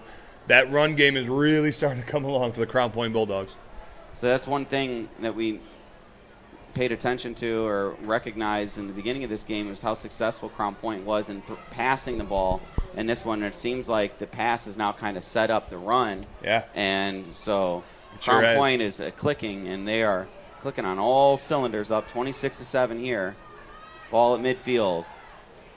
Ehrlich pump fakes. Man downfield. It's Lucas Szymborski to the 5. Touchdown, Bulldogs. And obviously Noah took a hit there. The reason why he took a hit was because it was a comeback and go. It was a nice pump fake. The cornerback really bit on that pump, on that comeback route, and he planted his foot and he took off down the field. And Noah was able to make a dime pass while taking a hit too as well. It really shows how skilled Noah Ehrlich is and able to still have that arm strength to get the ball off while getting hit. The Crown Point Bulldogs, they've exploded here in the second quarter. Another touchdown. That's their third one in the second quarter. On for the PAT. Brewer looking to make this one a 33-7 ball game. And he does. So it's 33-7 at Demery Stadium here in Merrillville. You're watching the Region Sports Network, the only game in town. For over 100 years, Burns Funeral Home and Crematory has been assisting families in their time of need. Serving Northwest Indiana, the staff at Burns Funeral Home will help guide your family in creating a meaningful ceremony. From a simple to elaborate, to traditional or unique, the caring family at Burns Funeral Home will tailor a ceremony to fit your needs. And for your other loved ones, Burns Funeral now has a pet cemetery and crematory. Visit burnsfuneral.com or give them a call at 219-942-1117. Four Seasons Mechanical proudly serves Northwest Indiana, providing quality, reasonably priced, reliable service. With a quality and comfort guarantee, the professionals at Four Seasons Mechanical offer a wide range of services in heating, ventilation, and air conditioning. Whether it's residential or commercial, Four Seasons Mechanical is there 24/7. To find out more, the website is fourseasonsmechanical.com or give them a call at 219-756-7020. Four Seasons Mechanical, your indoor air quality specialist. Welcome back. You're watching the Region Sports Network, the only game in town. This kickoff presented by Quintel, like all kickoffs here on the Region Sports Network. We're at Demery Stadium. Crown Point Bulldogs putting up a crooked number here in the second quarter. And Brewer looks to kick off to the Pirates. And they're going to kick it off deep once again. They started this game with the squib kick, so they're kicking it deep now. And another touchback, and the Pirates will set up shop 80 yards away from pay dirt. And that's a sophomore kicker that just kicked it, and it landed out of the back of the end zone. Yeah, he's booming it. He is. He's got a leg on him, and that's Oliver Brewer there. And, wow. That's a nice kick, and he's only a sophomore. So Crown Point's got him for a few more years. And trust me, I talked about it earlier when we said special teams. Mm-hmm. When you can have special teams, when you can have a kicker, especially someone like that with a leg, it's a very positive thing to have. The Pirates looking for positivity on this drive, handing off to Jordan. Jordan through the middle for a gain of a few. Yeah, simple dive play there. Great read by Trevor Gibbs. Able to plug up the middle. Nice tackle. Yeah, Merrillville's senior offensive line, all 5 of them are seniors, doing a good job for the most part in the running game. Is they're driving their blocks and allowing their running backs, J.Q. Johnson and Cameron Jordan, to usually get to that second level. But As of late, the Crown Point Bulldogs have seemed to have found an answer for this rushing attack of the Merrillville Pirates. They do, and they got man coverage down here. I'm surprised we haven't seen more shots with those man, one-on-one. This handoff now to Johnson off the left tackle. Gets to the second level once again for a gain and another Four Seasons first down. Nice off tackle there for Merrillville. Plant your foot and kind of go. Cut it up right underneath that tight end you got. Or tackle, I'm sorry. And, again, they've had some success. They want to find that success with running the ball. But I also think they're going to take some shots on the field here with only a minute and a half left. 4 wide receivers out there. Bowles steps back to pass.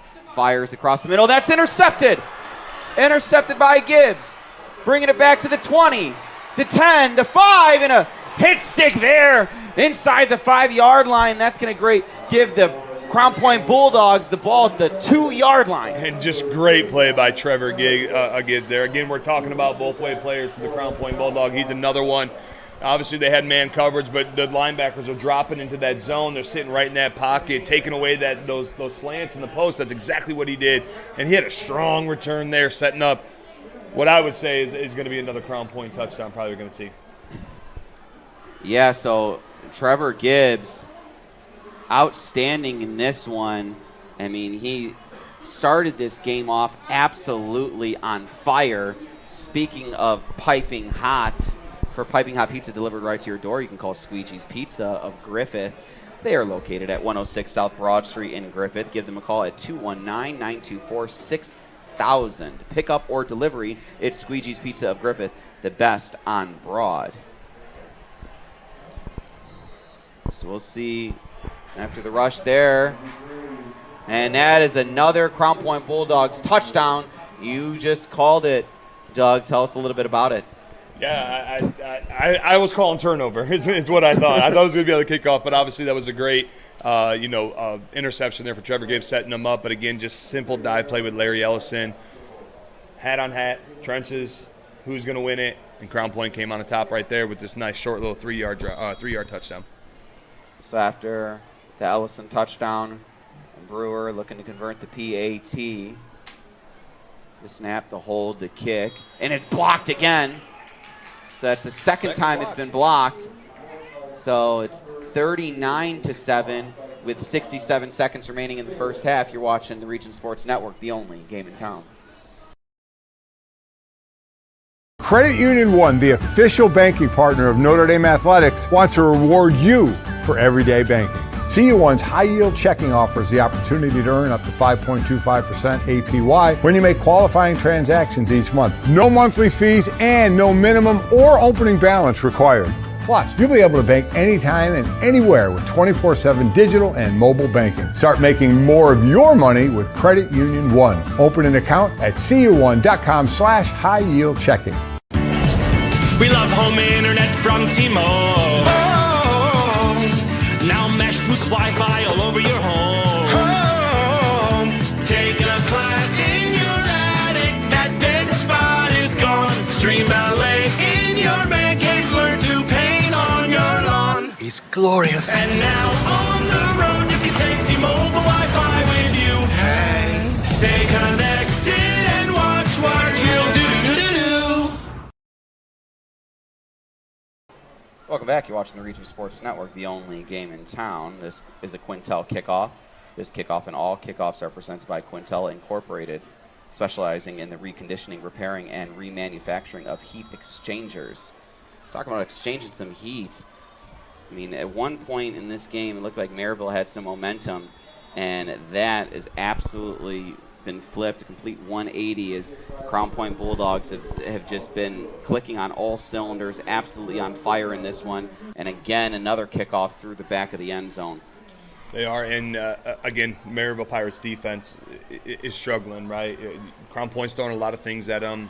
The play action pass, the run, the stop and goes kind of out there, and that's going to be some very big adjustments they're going to have to try to make at halftime here of how do you slow this offense down. Yeah, and talking about slowing down the offense when the Pirates are on defense, the Pirates here now on offense, and they start this one at the 20. Bowles hand off to Jordan. He's met in the backfield, but he breaks the tackle. He tries to bounced it all the way outside once again, but he's met by a couple of Bulldogs in the backfield there. Yeah, Josh Miller there, the DN for Crown Point, was really able to disrupt it right from the rip. He was able to make a break tackle, but then it was led by, Crown Point was able to kind of make that pursuit and swarm the ball. And again, another play for Merrillville Pirates where they've gone backwards with negative yards. Yeah, Josh Miller, another tackle for a loss. And this season, Josh Miller is the leading tackler on this Crown Point Bulldogs defense. And there are 30 seconds away from the end of the first half. And we have 3 receivers to Bulls' right, 1 to his left, and J.Q. Johnson in the backfield. Clock ticking now at 20 seconds. Inside handoff to J.Q. Johnson. And another great play there by Gibbs. He had the interception that he almost took all the way to the house, and he just gets in the backfield and stops J.Q. Johnson like a brick wall. Yes, he did. I mean, he is a very solid middle linebacker. Obviously, he's filling the shoes last year of Will Clark, but you couldn't ask for a better middle linebacker play to fill those shoes. He's been having a night tonight, both offense and defensively. So the clock will hit 0, and that's the end of the first half. Stay tuned for connecting the first half and the second half of tonight's game. It's the Host Connections halftime report presented by Host Connections, proven under pressure. Stay tuned, and you'll see just that. You're watching the Region Sports Network, the only game in town.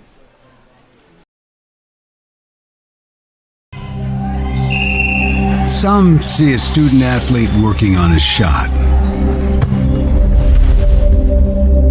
We see a powerful lesson in persistence. Some see a student preparing for success on an exam. We see a student athlete preparing for success in life. Some see a student athlete working hard in the weight room. We see a future leader learning there are no shortcuts to success.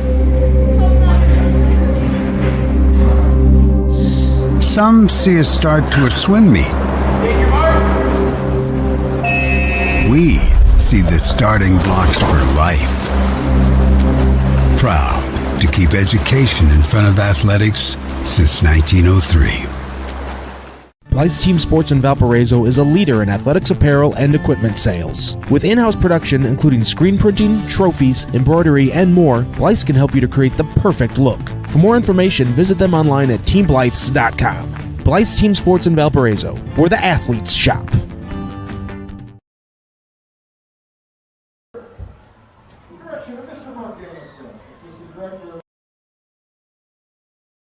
This box is small, like Pet Supplies Plus. This one is large, like a big box store. In each, stew, and a toy. Question is, which dog will find it first?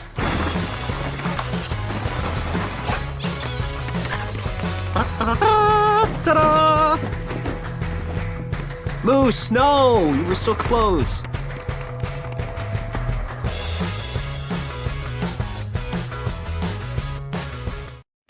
Discover excellence at Moeller Acura of Merrillville.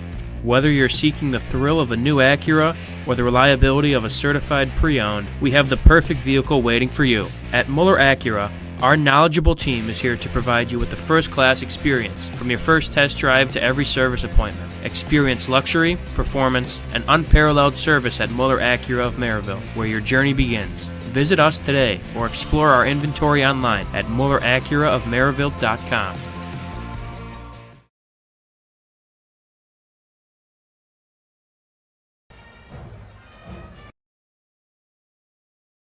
When life keeps you busy and you can't get to the store, shop online with Strachan Van Til To Go. Our to-go service is easy to use. Register using your rewards account information, fill your virtual cart, and choose delivery or pickup. Once your order is in, our own Strachan Van Til team preps your order with care. With our to-go service, you can earn reward points and save time and money with our online coupons and weekly ad prices. Life made simple, shopping made easy. For more information or to sign up, visit shop.strachanvantil.com.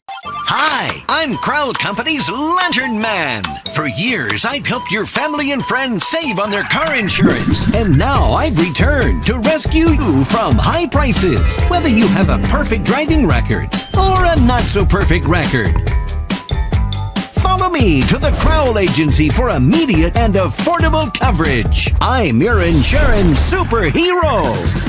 Crowell Companies, insurance professionals. Highland, Merrillville, and Michigan City.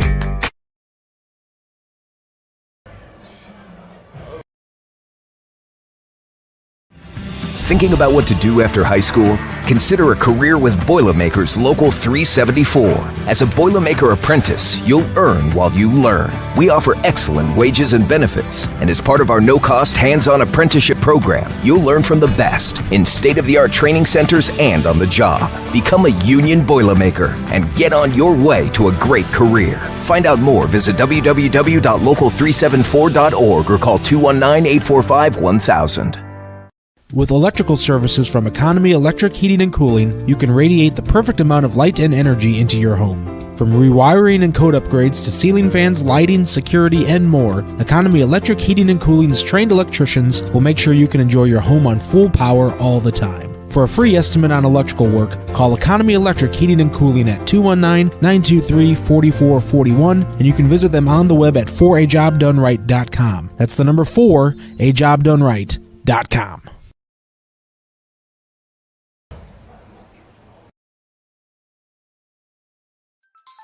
Tech Checking Plus from Tech Credit Union offers everything you'd expect from a checking account. Plus, you'll earn one of their best dividend rates for maintaining a higher account balance. Currently, 4.85% annual percentage yield. No need to choose between easy access to funds or earning a better dividend. Tech Checking Plus gives you both. Visit techcu.org, contact any branch, or call 800-276-8324 to learn more. Tech Credit Union is federally insured by the NCUA. Rates may change without notice.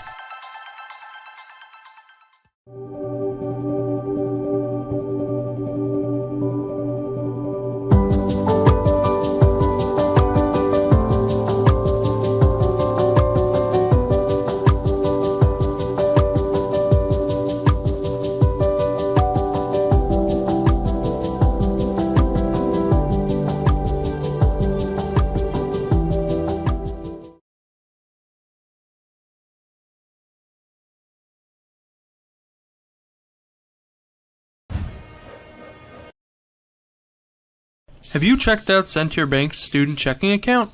This no-fee checking account is perfect for students and teens ages 14 to 24 and comes with all the features you need to succeed, such as a debit card, digital banking, and automatic deposit. Centier Bank can help you start establishing good spending habits today for your better tomorrow.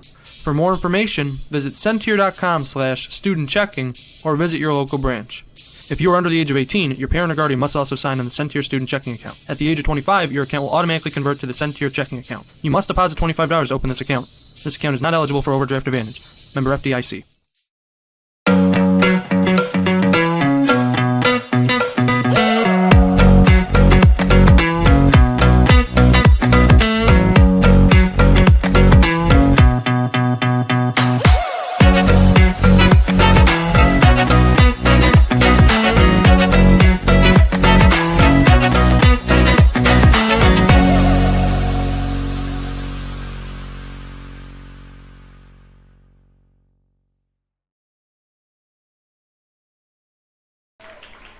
Welcome back. You're watching Game Night in the Region Sports Network, the only game in town.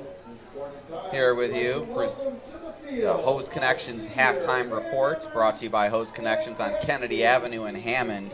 Visit them on the web at hoseconnectionsinc.com. Hose Connections, proven under pressure. And then insert that Michael Bradner, he loves to sing that, he loves to do that. Doon, doon, doon, doon, Oh, doon. yeah. So, yep. So, Michael Bradner, if you're listening, you have an effect on all of us. Let's just say that. So, yeah, it's halftime Hose Connections, the halftime report here. Doug, this one, look, it's 39-7 at half. What are your initial thoughts on this one? And I'll tell you kind of what I'm feeling right now. Yeah, of course. Right now is Merrillville Pirates defense is obviously struggling on that side of the ball. They are Crown Point's throwing a lot of things at them, a lot of motions, a lot of resets, a lot of shifting on their offensive series, and it's given Merrillville a lot to think of. And Trevor Gibbs has been very big in the passing game, slipping out of the H-back position in the backfield, and the linebackers have been having a very tough time covering him coming out of the backfield. But Crown Point was able to get Larry Ellison in that run game going. So when you started setting up that play-action pass, it makes it very, very tough for a defense. You know, you're stepping up, trying to stop Larry Ellison. Next thing you know, a play-action balls over your head. So Merrillville Pirates defense is obviously still trying to figure some things out, trying to find their identity, you know, and Crown Point it already has a full playbook in, right? A lot of these kids have returned this year. It's a very seasoned group, and when you can have a full open playbook in week 3, it's tough to defend. Yeah, and, you know, that's kind of getting to where I was thinking. My thoughts on this one are this. It's so unfortunate this is being played week 3. I would love to see these teams play towards the end of the season because, let's be honest, Merrillville, they're still trying to figure things out. A week ago, we saw 2 quarterbacks playing, right? And, yes, Bulls is, you know, taking all the snaps under center in this one, but they're still trying to figure things out, like you mentioned. And the play sheet from this first half, in 5 weeks, they're going to look at it and they're going to be like, there are so many things that we're not calling these days because that's not us, right? They figured things out. They found other things that work for them. And so to have to play against arguably the number 1 team in the entire state at week 3 when, you know, you're trying to figure things out, it's unfortunate. But it is one of those things where this is what it's like every year, it seems like, right? I mean, last year they played them week 3, and, you know, they took a beating on the road, and now they're taking one at home. Yeah, I agree. I think I would love to see this game, you know, week 7, week 8, later in the season. Obviously, you know, you have J.Q. Johnson and Cameron Jordan, the 1-2 punch. J.Q. Johnson last week leaving on an ankle injury. Is he fully up to speed, too, as well? You're figuring out that 1-2 punch, as you talked about, too, as well, with Jordan Sanders and Darnell Bowles, right? The quarterback situation. Who is going to kind of step up, take that lead role? They're trying to figure that out, too, as well. So, yes, offense has been struggling. We saw some great success on that very first drive. John Peters' name we've been calling a lot for the Merrillville Pirate offense. He scored a 28-yard TD reception in the first quarter, and kind of after that, it kind of fizzled down. And you could see that Merrillville is still trying to find that run game, right? They're really all about the run. They want that run game to work. That opens up the passing game for them, and we keep seeing them go at it. Crown Point's playing very well against the run.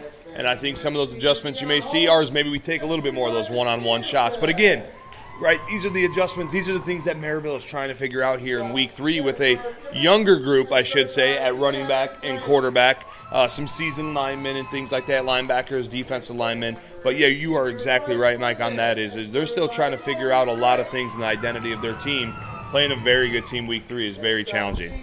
Yeah, and again, I mean, that's to no discredit of Crown Point whatsoever. I mean, it's not that I'm not saying that if they were to play and I know you're not insinuating this, but for the people listening at home, I'm not insinuating that, you know, we would have an entirely different score if it were being played in week 7 or 8. But I will say this, I mean, it would be giving these Pirates, you know, an opportunity to showcase who they are. Yes, absolutely. Because right now they don't necessarily know who they are. They're a very, very good team. They're very, very talented. They're very well coached. You know, Josh Wissing is doing a great job at calling plays as best as he can in this one. You know, Coach Cease has got this program at a level where these are some of the best Merrillville teams I've seen in my lifetime. But at the same time, though, this Crown Point team are also all of those things, right? And except with the exception that they are solidified at every position, and Merrillville's currently not. So that's kind of where we see ourselves in this one. But I mean, there's a lot to learn from the tape in this one. That's for certain. One guy that has just been absolutely a one-man wrecking crew, and it's Trevor Gibbs. And, you know, just to watch his highlights, you're going to glean some things on tape. Am I right, Doug? Oh, you are absolutely right. And obviously, you know, along with Trevor, I mean, he's been a highlight reel kind of all night tonight in the passing game and on defense. And you can't discredit him, too, either. It's being the H block, you're blocking a lot. So when we talk about Larry Ellison getting the game, run game going, he's also a very big part in that, too, as well, with blocking. So when you have someone that's special like that, a playmaker on both sides of the ball, it sets you up pretty nicely. And as you talked about, though, they're solidified in many other positions. You talk about Larry Ellison, Noah Ehrlich, Lucas Imborski. Lucas 2 touchdowns so far in the half. in the first half. Larry Ellison, 2 touchdowns. Noah's got a rush, 3 tosses. I mean, there's a lot of playmakers in a lot of key positions for Crown Point that have been playing it for many years. And that's why you can see Crown Point's off to a very fast start in this season, let alone the game. And it's because of a lot of experience they have in those key positions. Yeah, it's experience, and it's also coaching. Coach Craig Bazia, he is an absolute genius when it comes to football, X's and O's. And it's not even just the X's and O's. It's obviously about the guys that you have on your roster, too. They're incredibly talented. But when I watch Crown Point, a couple things stand out to me. One is what a sophisticated offense they run today. Absolutely. And how that was not the case when we were in school and when we were there at their age. You know, it's not what it was by any means. But at the same time, not only do I notice that as being a huge difference in the game from then till now, but at the same time, a huge similarity is that these Bazia teams, they block well. They are efficient on 3rd and 4th down. They catch the ball. They are very fundamental. And those things withstand the test of time. And so you look back all the way to when we were in high school, and even farther back in the annals of DAC football history, and teams were always blocking and tackling. Yes. You know, and these Craig Bazia teams, they do all of those timeless tenets of the game very well. And now they're also running a modern, sophisticated offense. This team is the real deal. Yes, no, they really are. And when you talk about fundamentals and when you're that solid fundamentally and then you add some talent in some key positions, that's when you can start exploring these modern offenses, the shifts that we see, the stop and goes, right? The read options that you see. It's when it all starts with fundamentals like that. They run very crisp routes. They tackle very well. They play gap-controlled football on the defensive side. It all starts with fundamentals like you're talking about. And when you look at the Crown Point team, you can't pick out a guy that says, hey, he's still got to work on fundamentals. They are all very sound fundamentally. And when you have that mixed with talent, that's when you start branching off and you can see this modern style kind of football that we see a lot now. Yeah, no, it's an incredible job that Craig Bazia, what he's done with this program. And, you know, you also look at Merrillville and what Coach Cease has done with this program too. And we look at the score and it's 39-7, but still, these are both 2 very, very, very good teams. They are very, very, very good teams. And, 39-7 right now is not going to be the same Merrillville Pirate team we're going to see towards the end of the season, making a playoff run. It's great film for them, as you talked about. Great adjustments, great trying to find that identity for them. But, yeah, these are still 2 very good football teams. It's just, as we keep talking about and keep saying, Crown Point has some very key players that have been playing in those spots for some years. They're very seasoned. They're able to hit the ground running much quicker than this Merrillville Pirates team has to begin the season. Yeah, and that they have. They hit the ground running from the start, and they haven't gotten off the gas pedal the whole game. That second quarter was, just a clinic on both sides of the ball. And so here we are in the Hose halftime connection, the halftime report here, brought to you by Hose Connections on Kennedy Avenue in Hammond. Visit them on the web at hoseconnectionsinc.com. Hose Connections, proven under pressure. And so Pirates, do you look at this second half as like you have a bunch of pressure that you need to come back, or because the deficit is so large, you can play free and without pressure and just go out there and let it rip? Yeah, absolutely. I think that is. They're going to make some adjustments offensively and defensively, but you are going to be a little bit more loose, knowing you've already played that first half and where you currently stand. I think, again, this is where Coach Cease is going to look for some of those players to step up. Who's going to take these roles? Who's going to kind of take charge and become that leader? And that's what you're going to want to see in the second half, all while still maintaining and trying to come back into the ball game. But he also wants to see his personnel and his players of who's going to step up in those key positions for him. Yeah, absolutely. And that's the thing, is that you're going to see who steps up, who's going to show some mettle in this second half, down a big number. For you folks that are tuning in and listening, this is an audio-only broadcast, but we will add video to it at a later date. So we cannot provide a live video broadcast here at Merrillville. So it is audio only. We'll add the video afterwards. But just to kind of give you a sense of what we're seeing on the field, we're seeing both kickers warming up for this second half. We see Brewer for the Bulldogs. He's practicing some field goal attempts. And then also for Merrillville, we see the kicker for them, and that's Benito Gonzalez. And Benito Gonzalez is working on some kickoffs. So also make sure to stay with Region Sports after the game as we send it back to the Sentier Bank studio so you can catch up on the latest scores, highlights, and more, all live from the Sentier Bank studio right after the game.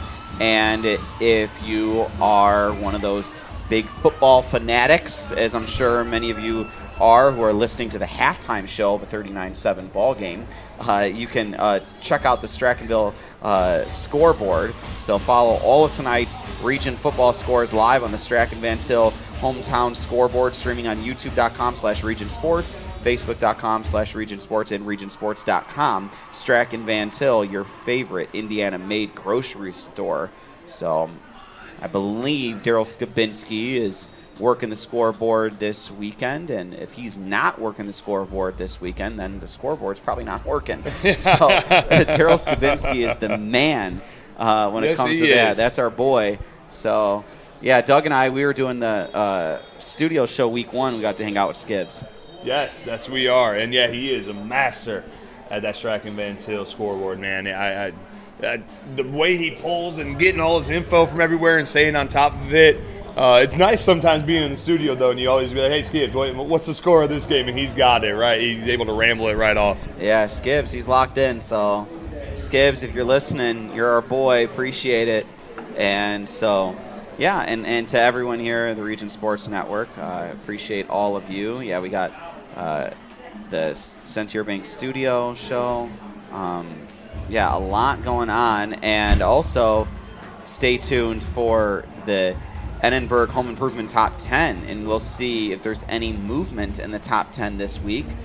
You can visit regionsports.com, Facebook/Region Sports Nation, Instagram, and Region Sports Network, YouTube, for this week's Home Improvement Top 10 presented by Enigenberg Exteriors. Enigenberg Exteriors. For all your home's exterior needs, visit ebergexteriors.com. So we are a couple minutes away from the second half kickoff here at Demery Stadium in Merrillville, Indiana. And yeah, so we'll go ahead and we'll take a break here shortly. When we come back, you'll catch second half action here at Demery Stadium in Merrillville, Indiana. So that was the Host Connections halftime report, brought to you by Host Connections on Kennedy Avenue in Hammond. You're watching the Region Sports Network, the only game in town. For over 100 years, Burns Funeral Home and Crematory has been assisting families in their time of need. Serving Northwest Indiana, the staff at Burns Funeral Home will help guide your family in creating a meaningful ceremony. From a simple to elaborate to traditional or unique, the caring family at Burns Funeral Home will tailor a ceremony to fit your needs. And for your other loved ones, Burns Funeral now has a pet cemetery and crematory. Visit burnsfuneral.com or give them a call at 219-942-1117. Four Seasons Mechanical proudly serves Northwest Indiana, providing quality, reasonably priced, reliable service. With a quality and comfort guarantee, the professionals at Four Seasons Mechanical offer a wide range of services in heating, ventilation, and air conditioning. Whether it's residential or commercial, Four Seasons Mechanical is there 24/7. To find out more, the website is fourseasonsmechanical.com or give them a call at 219-756-7020. Four Seasons Mechanical, your indoor air quality specialist. Welcome back. You're watching the Region Sports Network, the only game in town. I'm Mike Shamia. Alongside me, Doug Ashenbaugh. We got Zach Sinelli producing and Scott Stessel on the camera. Doug, we're ready for a second half. What are your thoughts going into this one? Big thing is obviously Coach Cease going in the locker room and not coming out flat. He's letting his boys know, he's letting his teams know, like, hey, we still got to fight. We still got a second half left here. We're going to get the ball that half. Let's show some momentum. Let's show some movement. Let's start settling in and relax, and let's go and put one in the end zone. So obviously, he's going to have some adjustments both offensively, defensively. I think he's going to maybe make some adjustments, or he did at halftime. Is my guess is that he's going to take a little bit more of those one-on-one man coverage shots, maybe deeper down the field too as well, and see if he has any success there. Because right now the running game is struggling a little bit. You don't want to shy away completely, but I think you're going to see a little bit more of those one-on-ones being taken by the Merrillville Pirates.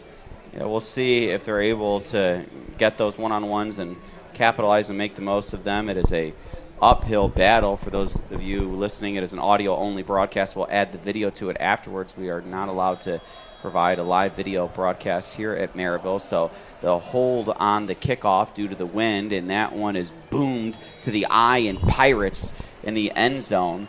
So Merrillville, once again, they're going to start their drive 80 yards away from the goal line.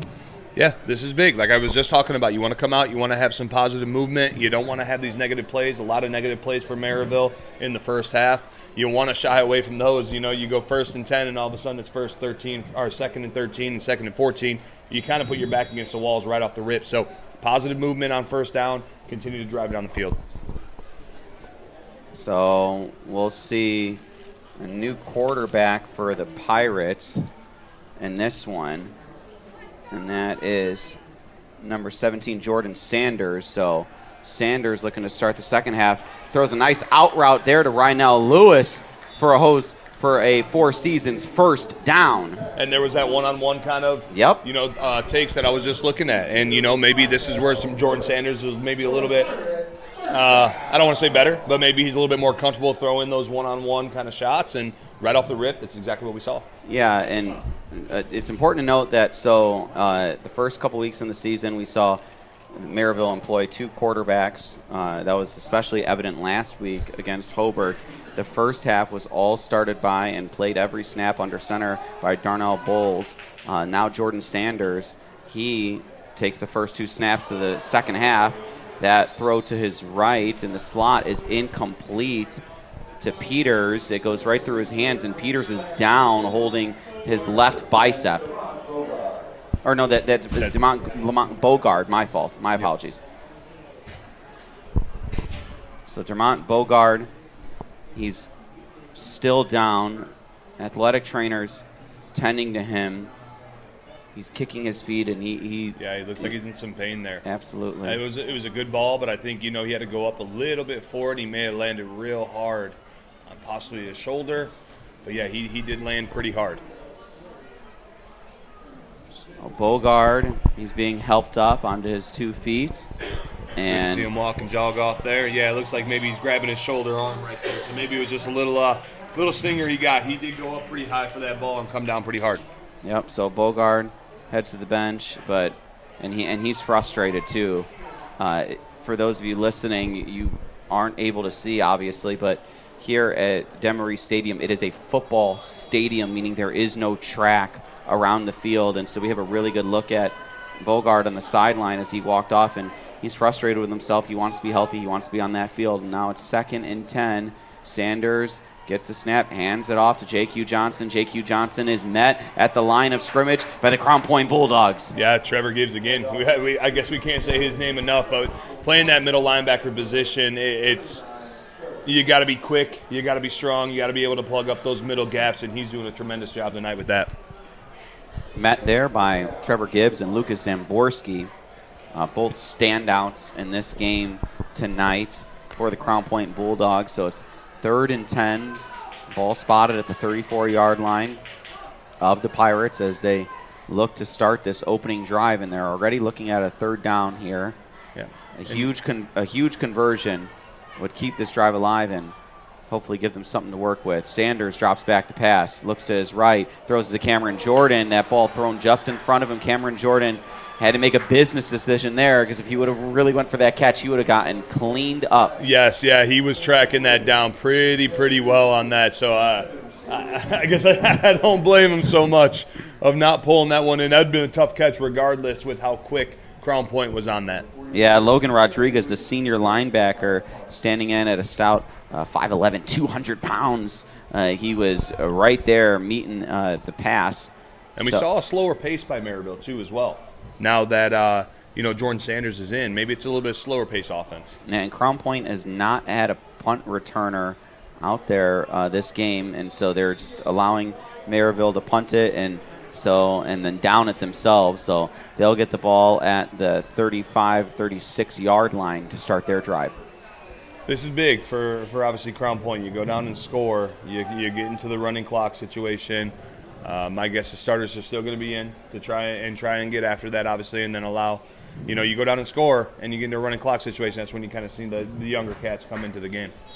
Yeah, and Merrillville's going to do everything they can to put together a good defensive stop and, make the most of this opportunity of playing the Bulldogs here at home. So, again, man in motion, handoff to Ellison to the left side. He gets to the tackle. He busts it out to the outside, gets a block, brings it all the way to the 30-yard line. So Ellison, huge play waiting to happen, and another one there. He does, and it shows his speed there. They actually had the Trevor Gibbs, the H-back, onto their right side, so Merrillville shifting towards kind of the strong side, hitting that weak side off tackle. And Larry Ellison, tremendous job, as we've seen week in and week out, being able to hit small gaps and take it for big yardage.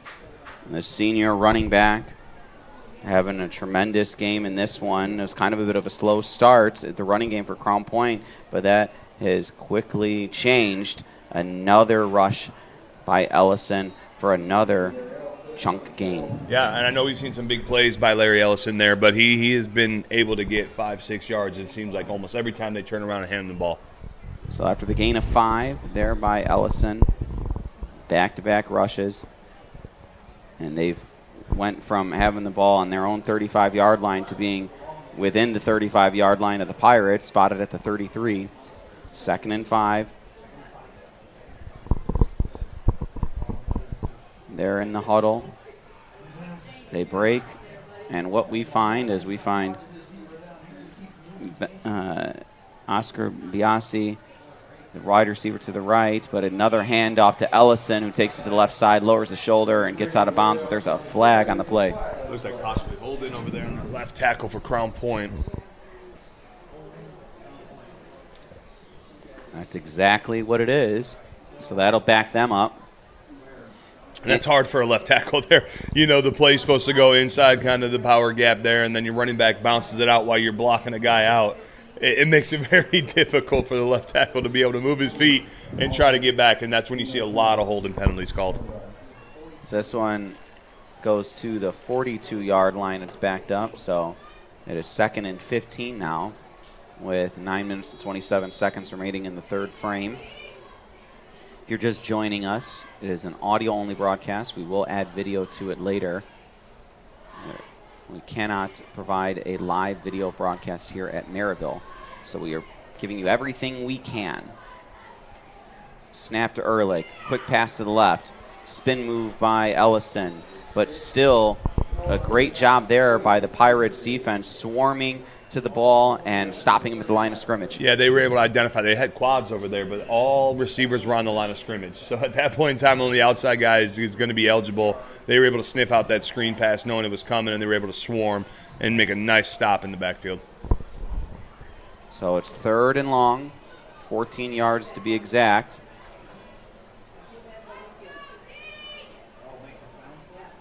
Yassi, the receiver, wide to Ehrlich's right on 3rd and long.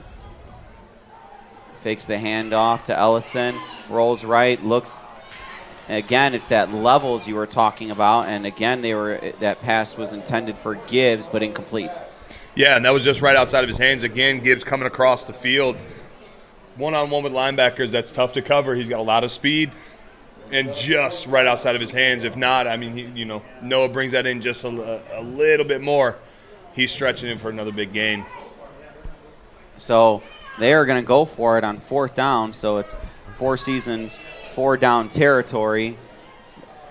But it's that snap to the Ehrlich, and Ehrlich punts it, and it is downed.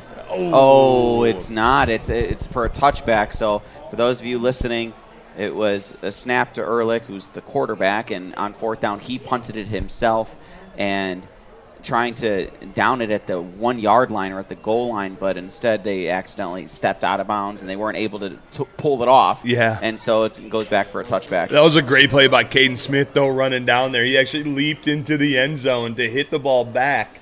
Unfortunately, though, like you said, the ball was just across the goal line after it took a hop and turned into a touchback. But remarkable job by Caden Smith flying down there. So the Pirates get it at the 20-yard line. Sanders. Quick pass to Martin, and he's gobbled up right away by number 29, and that's Andy Parent. Yeah, great swarm in there. Quick little route right there for Merrillville to try to get the ball into your hands real quick for their athletes, try to open field, make a play, but Crown Point did a great job. 3 or 4 of them swarming to the ball. Yeah, Parent, the senior cornerback for the Bulldogs. And that was a quick pass to the left, and just as quickly as that ball got to Martin, Parent was there to meet him. So it is 2nd and 10. Hand off inside to Cameron Jordan. And in the backfield, again, for the Bulldogs is Logan Rodriguez, the senior linebacker. Yeah, they've been swarming up that run game all night. Merrillville has not been able to find that much success. We have had a couple plays where they were able to break off here and there, but overall, Crown Point's defense against the run game is looking very good. So it's 3rd and long after the tackle for a loss by Rodriguez. 3rd and 12 from the Pirates, 18-yard line. They have 5 receivers, 3 to the right, 2 to the left, and an empty backfield set for Jordan Sanders. He gets the snap a bit high, steps up, and he's sacked there by number 34 of the Crown Point Bulldogs, and that's Alex Williams. Yeah, great play. Obviously, we got 5 wide receivers set. You ain't got no one back there helping you, and they sent the blitz, and they were able to get pressure as Jordan Sanders was stepping up in the pocket and make a nice big sack. So we have a player down on the field. Let me get the binoculars out here and see if I can identify who it is for the Pirates. And so we have the athletic training staff there tending to the player. If I had to take a guess, because I cannot see a jersey number, I would guess that it would be the... Oh, no. Okay, so I thought that it looks like a 56. Yep. He's hopping up right now. Still can't see a number, but it is good to see him back on his feet and walking off. Yeah, I believe that's Jamal Cherry, the tight end. And I believe I recognize that because of the white wristband on the left. Or is that... I could be wrong. Okay, so that's 5-0. So then that's the center, Sean Hicks, the senior, but he walks out onto the sideline with his own 2 feet, and so he's seemingly okay. So Merrillville punts this one again. This one stops on a dime and rolls backwards, but down at the 44-yard line. Yeah, and we didn't mention this, but that was the first time we saw Crown Point punt all night, their last series. That was the first punt we've seen from them. I think, yeah, really? Yeah, it was. Okay. That was the first time we see him actually punt because they went for it on 4th down. Okay. Obviously got a touchdown, too, as well down there. They didn't go for a field goal, and that's the first time we've seen them punt. So, obviously positives, and you're talking about that with Merrillville Pirates defense. Obviously starters are still out for Crown Point. That's a big step when we talked about wanting to see some step up and have some positive plays out there. So Noah Ehrlich. Hand off to Ellison inside. Ellison off the right guard. And we see a flag thrown there. And that one came from the secondary, so we'll see what the call is. There's some pushing and shoving taking place over there. 2 officials confer. Face mask against the Pirates, and Cease throws his hands up like he can't believe it.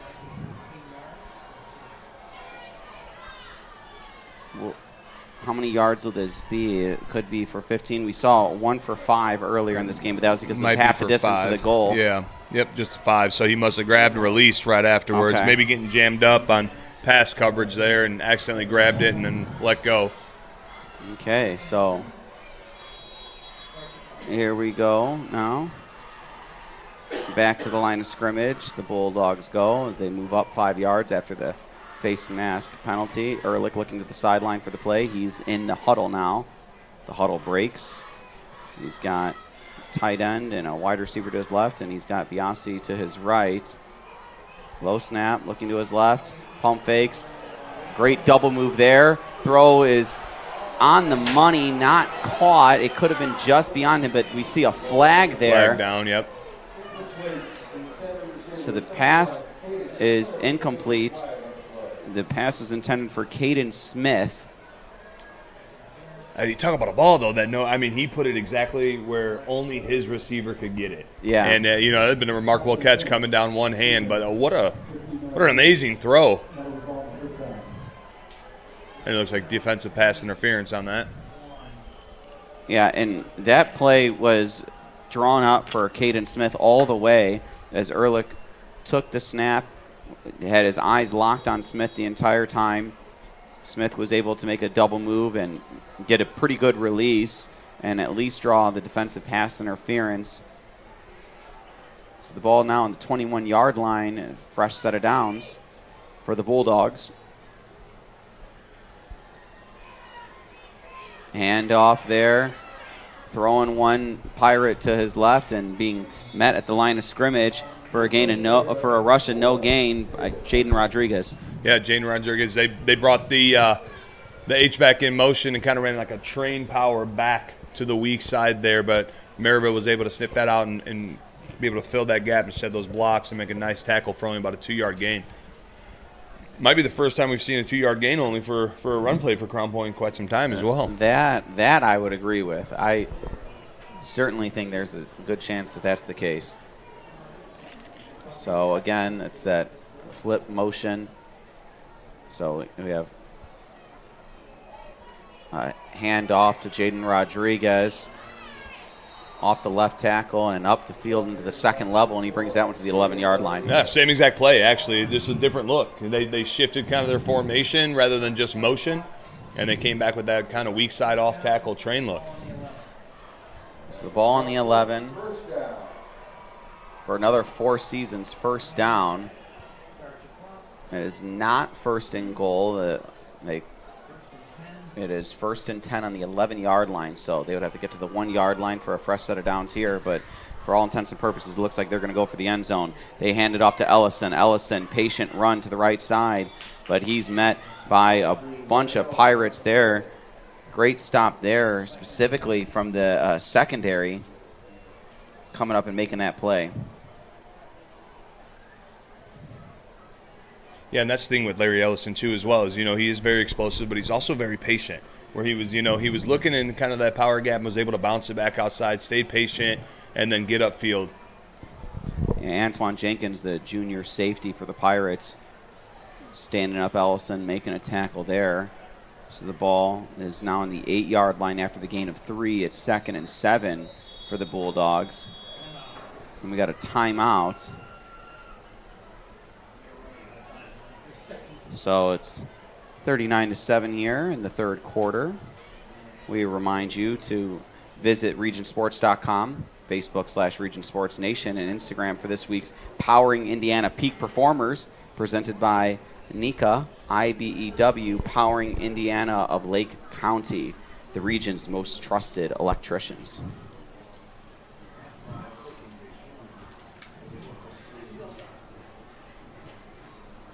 Also, we have another pizza sponsor. This one is the official pizza of the Region Sports Network, and it is Langle's Pizza. They've been a favorite since 1979, serving Northwest Indiana from 3 locations, Highland, Cherville, and Crown Point. Enjoy pizza, sandwiches, and more. Dine in or carry out. Order online at langlespizza.com. Langle's Pizza, the official pizza pie of the Region Sports Network. It's good pizza over there. Yeah, I haven't had Langle's in a while. I'd have to think back to the last time I had it. I'll jog my memory and let you know in a second here. It's 2nd and 7 on the 8-yard line. Play action, wide open to Gibbs once again for another Bulldogs touchdown. And again, that's just getting lost in kind of the commotion that's going on as he goes up to lead block, acting with the play action pass, and he kind of slips off to the other side of the field, wide open. Again, very tough to follow that H-back when he's coming out of the backfield. Been blocking a lot tonight. You think he's going to block again, and then he hits a pass route. Have yourself a game. Trevor Gibbs, he's got, 3 touchdowns now in the game? Yeah. And an interception. Yep. That he almost ran back for a defensive touchdown. Brewer on for the PAT. It's 45-7. Now make that 46-7 here in Merrillville. You're watching the Region Sports Network, the only game in town. Earn while you learn from the best hands in the business. The Bricklayers Allied Craft Workers for Indiana, Kentucky Apprenticeship. That's right, this is a paid apprenticeship. I'm getting an education while learning a trade and getting paid for it. The thing that surprised me the most about this apprenticeship program is the respect I have received after the proper time and training. Classes start soon, so apply now. There are training centers throughout Indiana and Kentucky. We are the Bricklayers and Allied Craft Workers for Indiana, Kentucky Apprenticeship. The best hands in the business. Flip the switch, a light turns on. Press the button, machines and instruments come to life. Touch the screen, communicate with the world. Simple tasks, guaranteed results, every second of every day. That's the power of power. And that's the power brought to you by the NECA contractors and electrical workers of Local 531.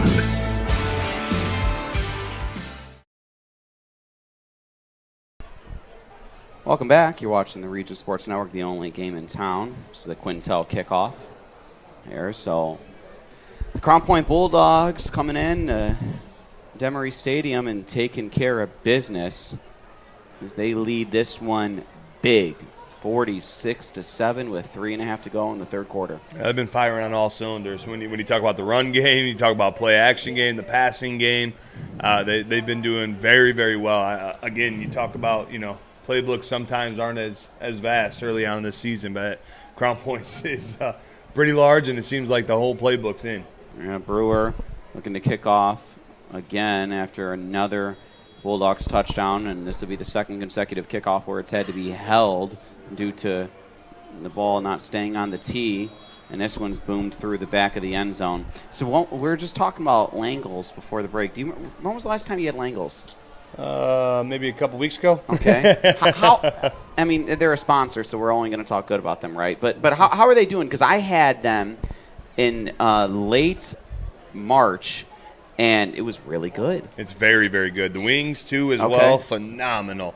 Absolutely phenomenal. I mixed the hot and barbecue together, actually. That's my favorite over there with the wings. But, yes, no, that is very well. The pizza's very good. I get it actually quite often. There you go.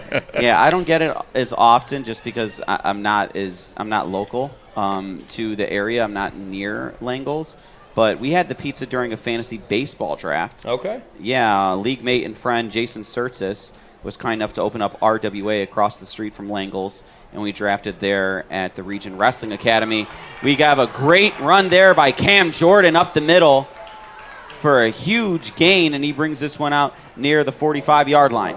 Yeah, a nice, powerful off-tackle run, and of course, right now, we are seeing some backups in for the Crown Point defense. But again, you talk about the positive. Who do you want to step up, right, for Merrillville? And that's exactly what you want to see here, especially finishing out the third, heading into the fourth, finishing out this game. But a nice, strong, off-tackle kind of power run there for Merrillville. Yep, so after the huge 24-yard run for the Pirates, it's a Four Seasons first down. Quick out to Martin. Martin stops on a dime, tries to make a guy miss, but he doesn't. He's quickly wrapped up there by number 7, Dominic Fanton. And that's a great ball by Jordan Sanders. Those out routes are tough to throw. It's a very long ball you got to throw. He was able to put it on the dime there, and again, nice 6-yard gain, I think, 6-7-yard gain with it. Again, taking those one-on-one chances. So Jordan Sanders under center. He's got J.Q. Johnson with him. But yeah, we had Langles there at RWA, and for those of you listening, you may be familiar with the Crown Point wrestling legend, which is Jason Surtis. That one thrown intended for Lewis, but incomplete. Again, we're talking about Crown Point wrestling here during this broadcast. I mean, a lot of their wrestlers have made some big plays. Absolutely, they have. Surtis, 4-time state champion, and he was the first and only national champion at Northwestern in his freshman year at 149. And that night, we actually, after the draft, watched Jesse Mendez win his national championship. So Jesse Mendez, another Crown Point alum and another 4-time state champion. Yeah, wrestling very rich for Crown Point. Rich tradition, very good program, and obviously it translates to the football field too as well with a lot of these players. That one caught by Lewis from the pass from Sanders for a big gain, and we get a flag thrown there. But yeah, these wrestlers for Crown Point, they've been making some huge plays. I mean, Lucas Zimborski. We also talked about Van de Schelt, and doing it. And these guys are making plays in multiple phases. So, absolutely, you mentioned that Crown Point rich tradition with a couple guys that we mentioned, and Jason Surtis and Jesse Mendez. But yeah, Crown Point, man. What a factory right now, it seems like. Yeah. So they lead this one 46-7 after 3 in Merrillville, Indiana. You're watching the Region Sports Network, the only game in town. Credit Union One, the official banking partner of Notre Dame Athletics, wants to reward you for everyday banking. CU1's high-yield checking offers the opportunity to earn up to 5.25% APY when you make qualifying transactions each month. No monthly fees and no minimum or opening balance required. Plus, you'll be able to bank anytime and anywhere with 24/7 digital and mobile banking. Start making more of your money with Credit Union One. Open an account at cu1.com/high-yield checking. We love home internet from T-Mobile. Now Mesh boosts Wi-Fi all over your home. Taking a class in your attic, that dead spot is gone. Stream ballet in your man cave, learn to paint on your lawn. It's glorious. And now on the road, you can take T-Mobile Wi-Fi with you. Hey, stay connected and watch what you'll do.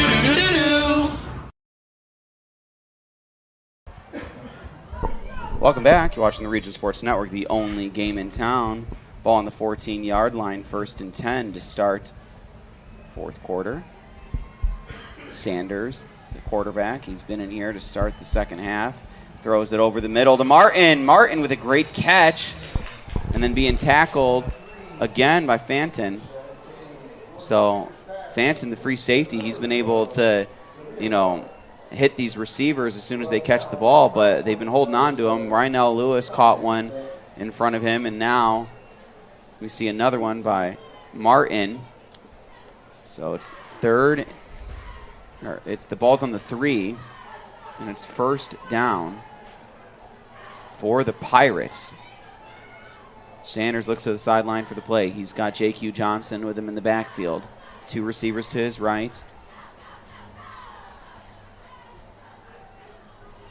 Snap, the handoff to Johnson. Johnson follows a block. Into the end zone he goes. And that's a Merrillville Pirates touchdown. Yeah, nice solid just up the gut. You got some short yardage. Telling your offensive line, hey, give me a big push. We'll put it in for you. They do exactly that. So it's now 46-13. Awaiting the extra point. So Benito Gonzalez, he'll line up for the point after. We have a player running onto the field right there. Getting set. The snap, the hold, the kick. It's blocked. A lot of blocked extra points tonight we have been seeing. So that is the 3rd blocked point after attempt in this game. So we have ourselves a 46-13 score. We'll take a break. You're watching the Region Sports Network, the only game in town.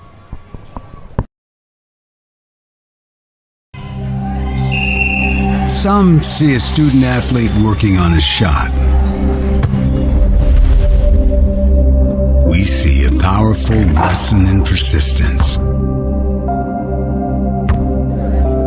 Some see a student preparing for success on an exam. We see a student athlete preparing for success in life. Some see a student athlete working hard in the weight room. We see a future leader learning there are no shortcuts to success. Some see a start to a swim meet. We see the starting blocks for life. Proud to keep education in front of athletics since 1903. Blythe's Team Sports in Valparaiso is a leader in athletics apparel and equipment sales. With in-house production including screen printing, trophies, embroidery, and more, Blythe's can help you to create the perfect look. For more information, visit them online at teamblythes.com. Blythe's Team Sports in Valparaiso, where the athletes shop. Welcome back. You're watching the Region Sports Network, the only game in town. We have another Quintel kickoff, this time after a Merrillville Pirates touchdown, a 3-yard run by J.Q. Johnson. So it's 46-13. Benito Gonzalez kicks it deep, and it goes into the end zone for a touchback. And the Bulldogs will start at the 20-yard line. Yeah, again, obviously this is what you want Merrillville Pirates defense going out there, right? You want to see those leaders step up. You don't want to see them give up. You want to see them continue to keep fighting, make some big plays. Get a 3-and-out here, right? Get the offense back out on the field quickly here. Obviously, we know the game's a little bit far away from you, but you want to see this positive movement, good attitude, positive attitude to keep fighting. That you do, and it's the positive attitude, it's that fight, it's all that is necessary to not just win, but to really do everything you can to compete in Absolutely. this one. And at the conclusion of tonight's game, we'll name the Crowell Company's Lantern Man Superhero of the game. They are the insurance superheroes. So we get a handoff up the middle for the Bulldogs, and that is to number 4, Jaden Rodriguez. So Jaden Rodriguez, the running back, and we got a new quarterback, I believe, in the game for the Bulldogs, and that's number 14, Kyle Brainerd. So we get some players getting some burn here with under 9 minutes to go. Some live action. Yep. Nothing beats live action. Practice doesn't simulate live action at all. So Brainerd's got 3 receivers to his right.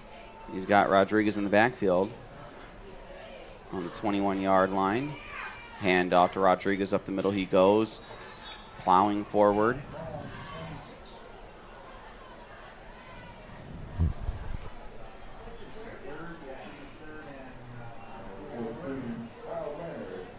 So the ball now on the 26-yard line. It's 3rd and 4 for the Bulldogs.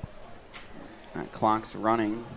8:20 and ticking after the run. Brainerd taking his time there at the line of scrimmage, reading the defense, making sure his guys are in position. Merrillville looks like they're showing pressure. See,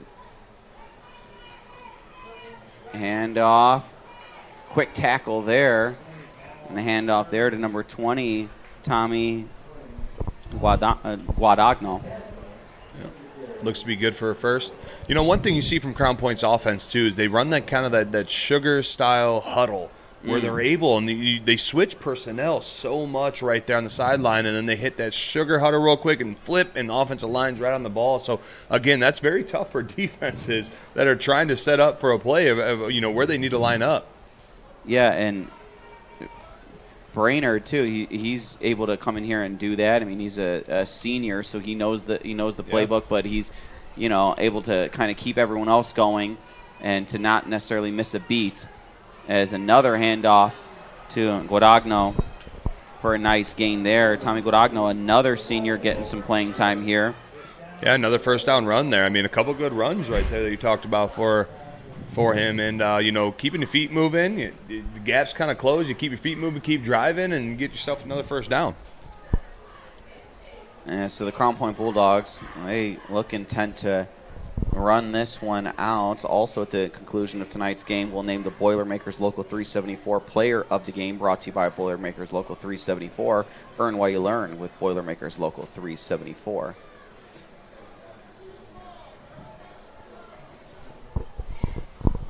Handoff again to Guadagno. Great tackle there for Merrillville. That's number 18, Gavin Stainer, I believe. Yeah.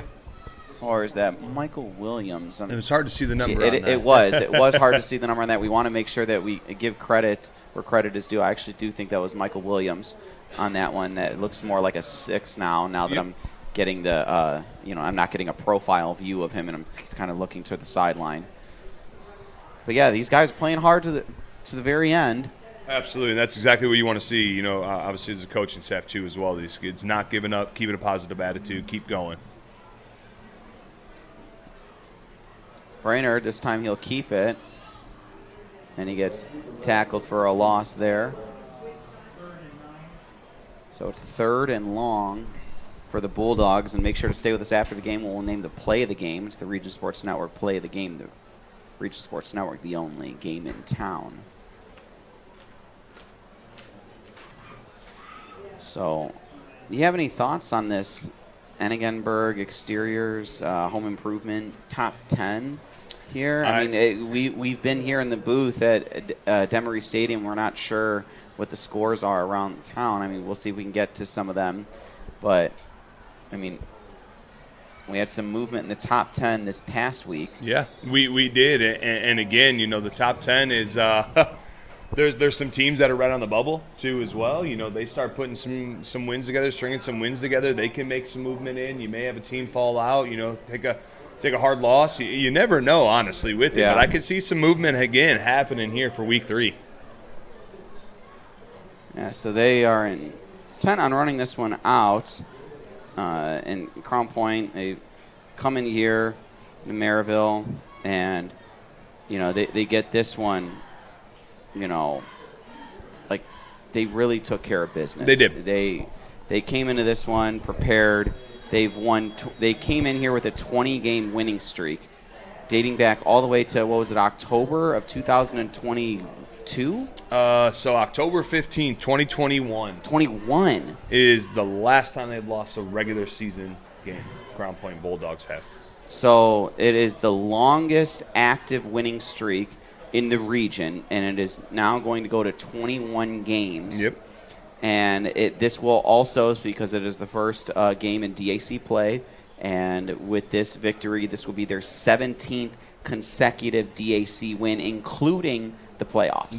That is correct, too, as well. And, on the flip side of that, too, as well, is Merrillville was on a 12-game home winning streak. And last time they lost, actually, was September 2nd of 2022. To none other than Crown Point. That was a 48-40 game. So wow, there were some streaks on the line tonight. Obviously, one of them had to be broken, but some remarkable streaks that were going on heading into this game. Yeah, it's been a remarkable performance for the Bulldogs in the last couple years. I mean, you mentioned how we were talking about it before the broadcast about their state appearance last season, and Merrillville, to their credit as well, as they went to semi-state. Play action pass to the left. That might be enough for a first down. We'll see. It might be, and a great job there by number 40 for the Bulldogs, Corey Wright. Yeah. Because he kind of had that one in the breadbasket. It almost looked like he was going to have that ball taken away from him, but able to kind of, hold on to that ball for dear life and maintain possession and pick up a first down. He was. That was a great play. Yeah, he was bobbling, like you said, a little bit and struggling to pull it in, but at the very end, getting tackled, he was able to keep it. Yeah, it's good to see Corey Wright, a senior, too. These seniors getting, in the game here and able to make some plays with under 3.5 minutes to play. Guadagno, and he is absolutely rocked at the second level, and what a huge tackle there for the Merrillville Pirates, and that's Jaden Mason. Yeah, coming up from that safety spot there, I mean, he was able to fill. That was a nice long game, but he was one tackle away And then, like you said, Jaden Mason came up and made a nice big hit. Yeah, Jaden Mason, great tackle for the Pirates.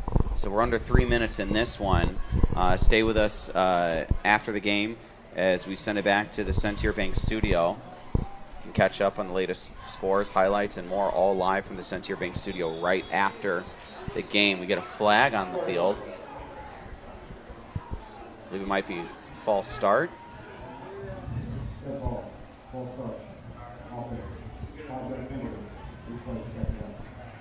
Okay, so we're going to replay second down.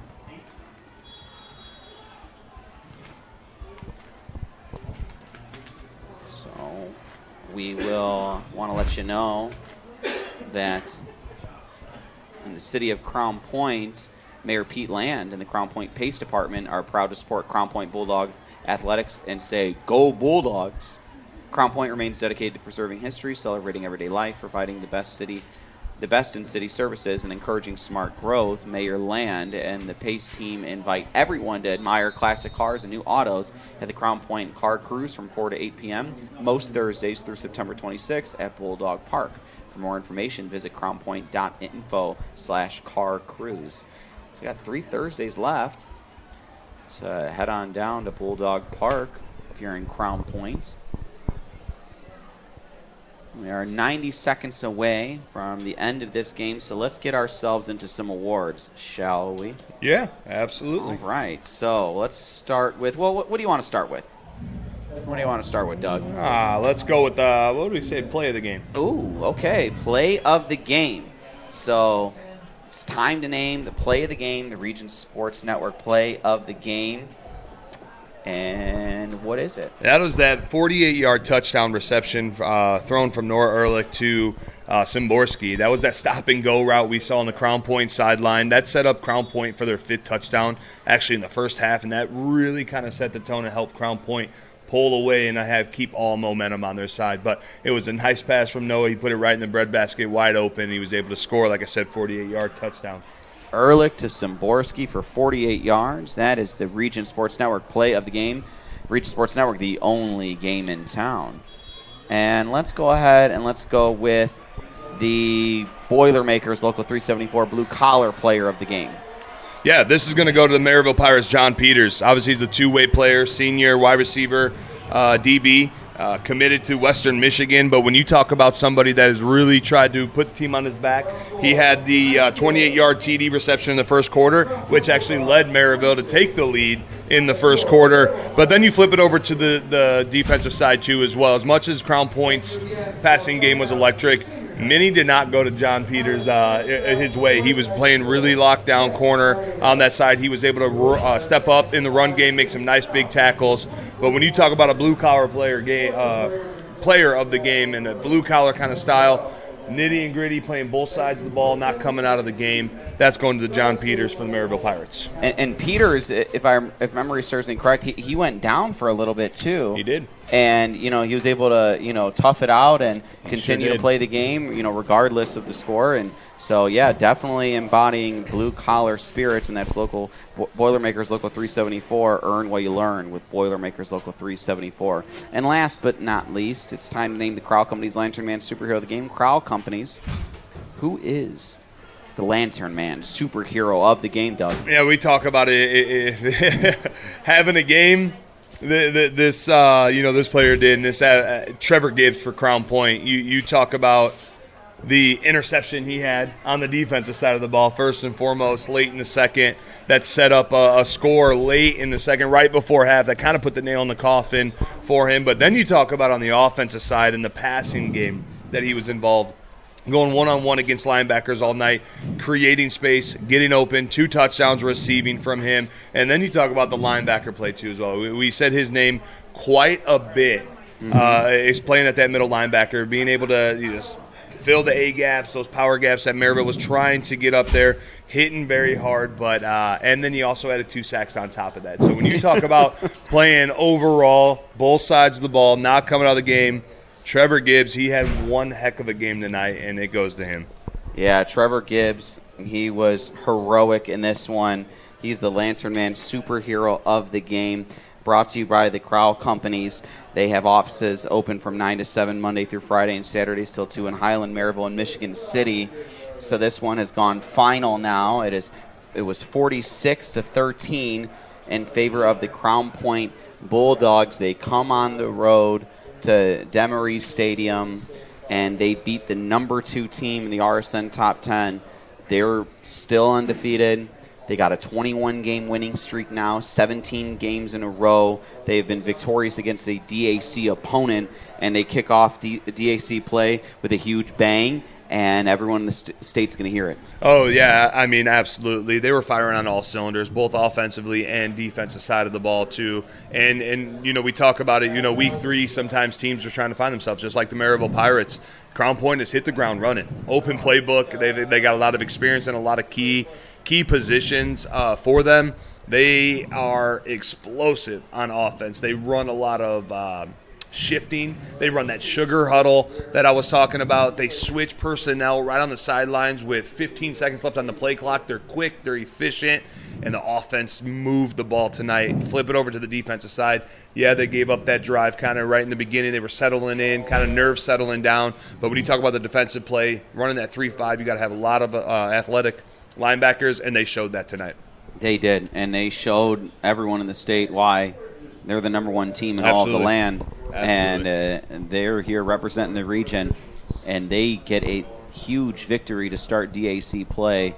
So the Crown Point Bulldogs come in here, and they roll the Pirates in this one. So we want to say thank you to all of our viewers, Facebook.com/Region Sports, our viewers on YouTube.com/Region Sports, RegionSports.com, IHSAA.tv.org.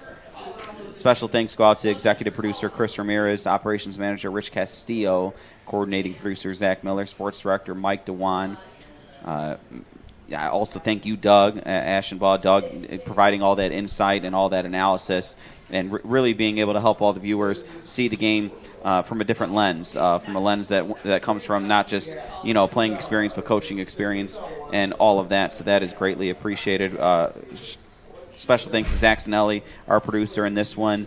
This was an audio-only broadcast, but we'll be adding the video to it as well. But everything ran smoothly, and that's what happens in a Zach Zanelli production. It's on the camera, Scott Stessel. So you'll see the images from that when this game gets the video component added to the broadcast. You'll see Scott Stessel's work and all the great things that he does, and I'm certain that it will show for it. Special thanks to Coach Craig Bazia of Crown Point and Merrillville's Brad Cease, the athletic director for Crown Point, Bill Derula, and Merrillville's Amy Beckham, the athletic director here at Merrillville High School. So I'm Mike Jamia, and for all of us here, thank you so much, and stay tuned for more Region Sports Network action, but it's all we got here in Merrillville as it ends 46-13.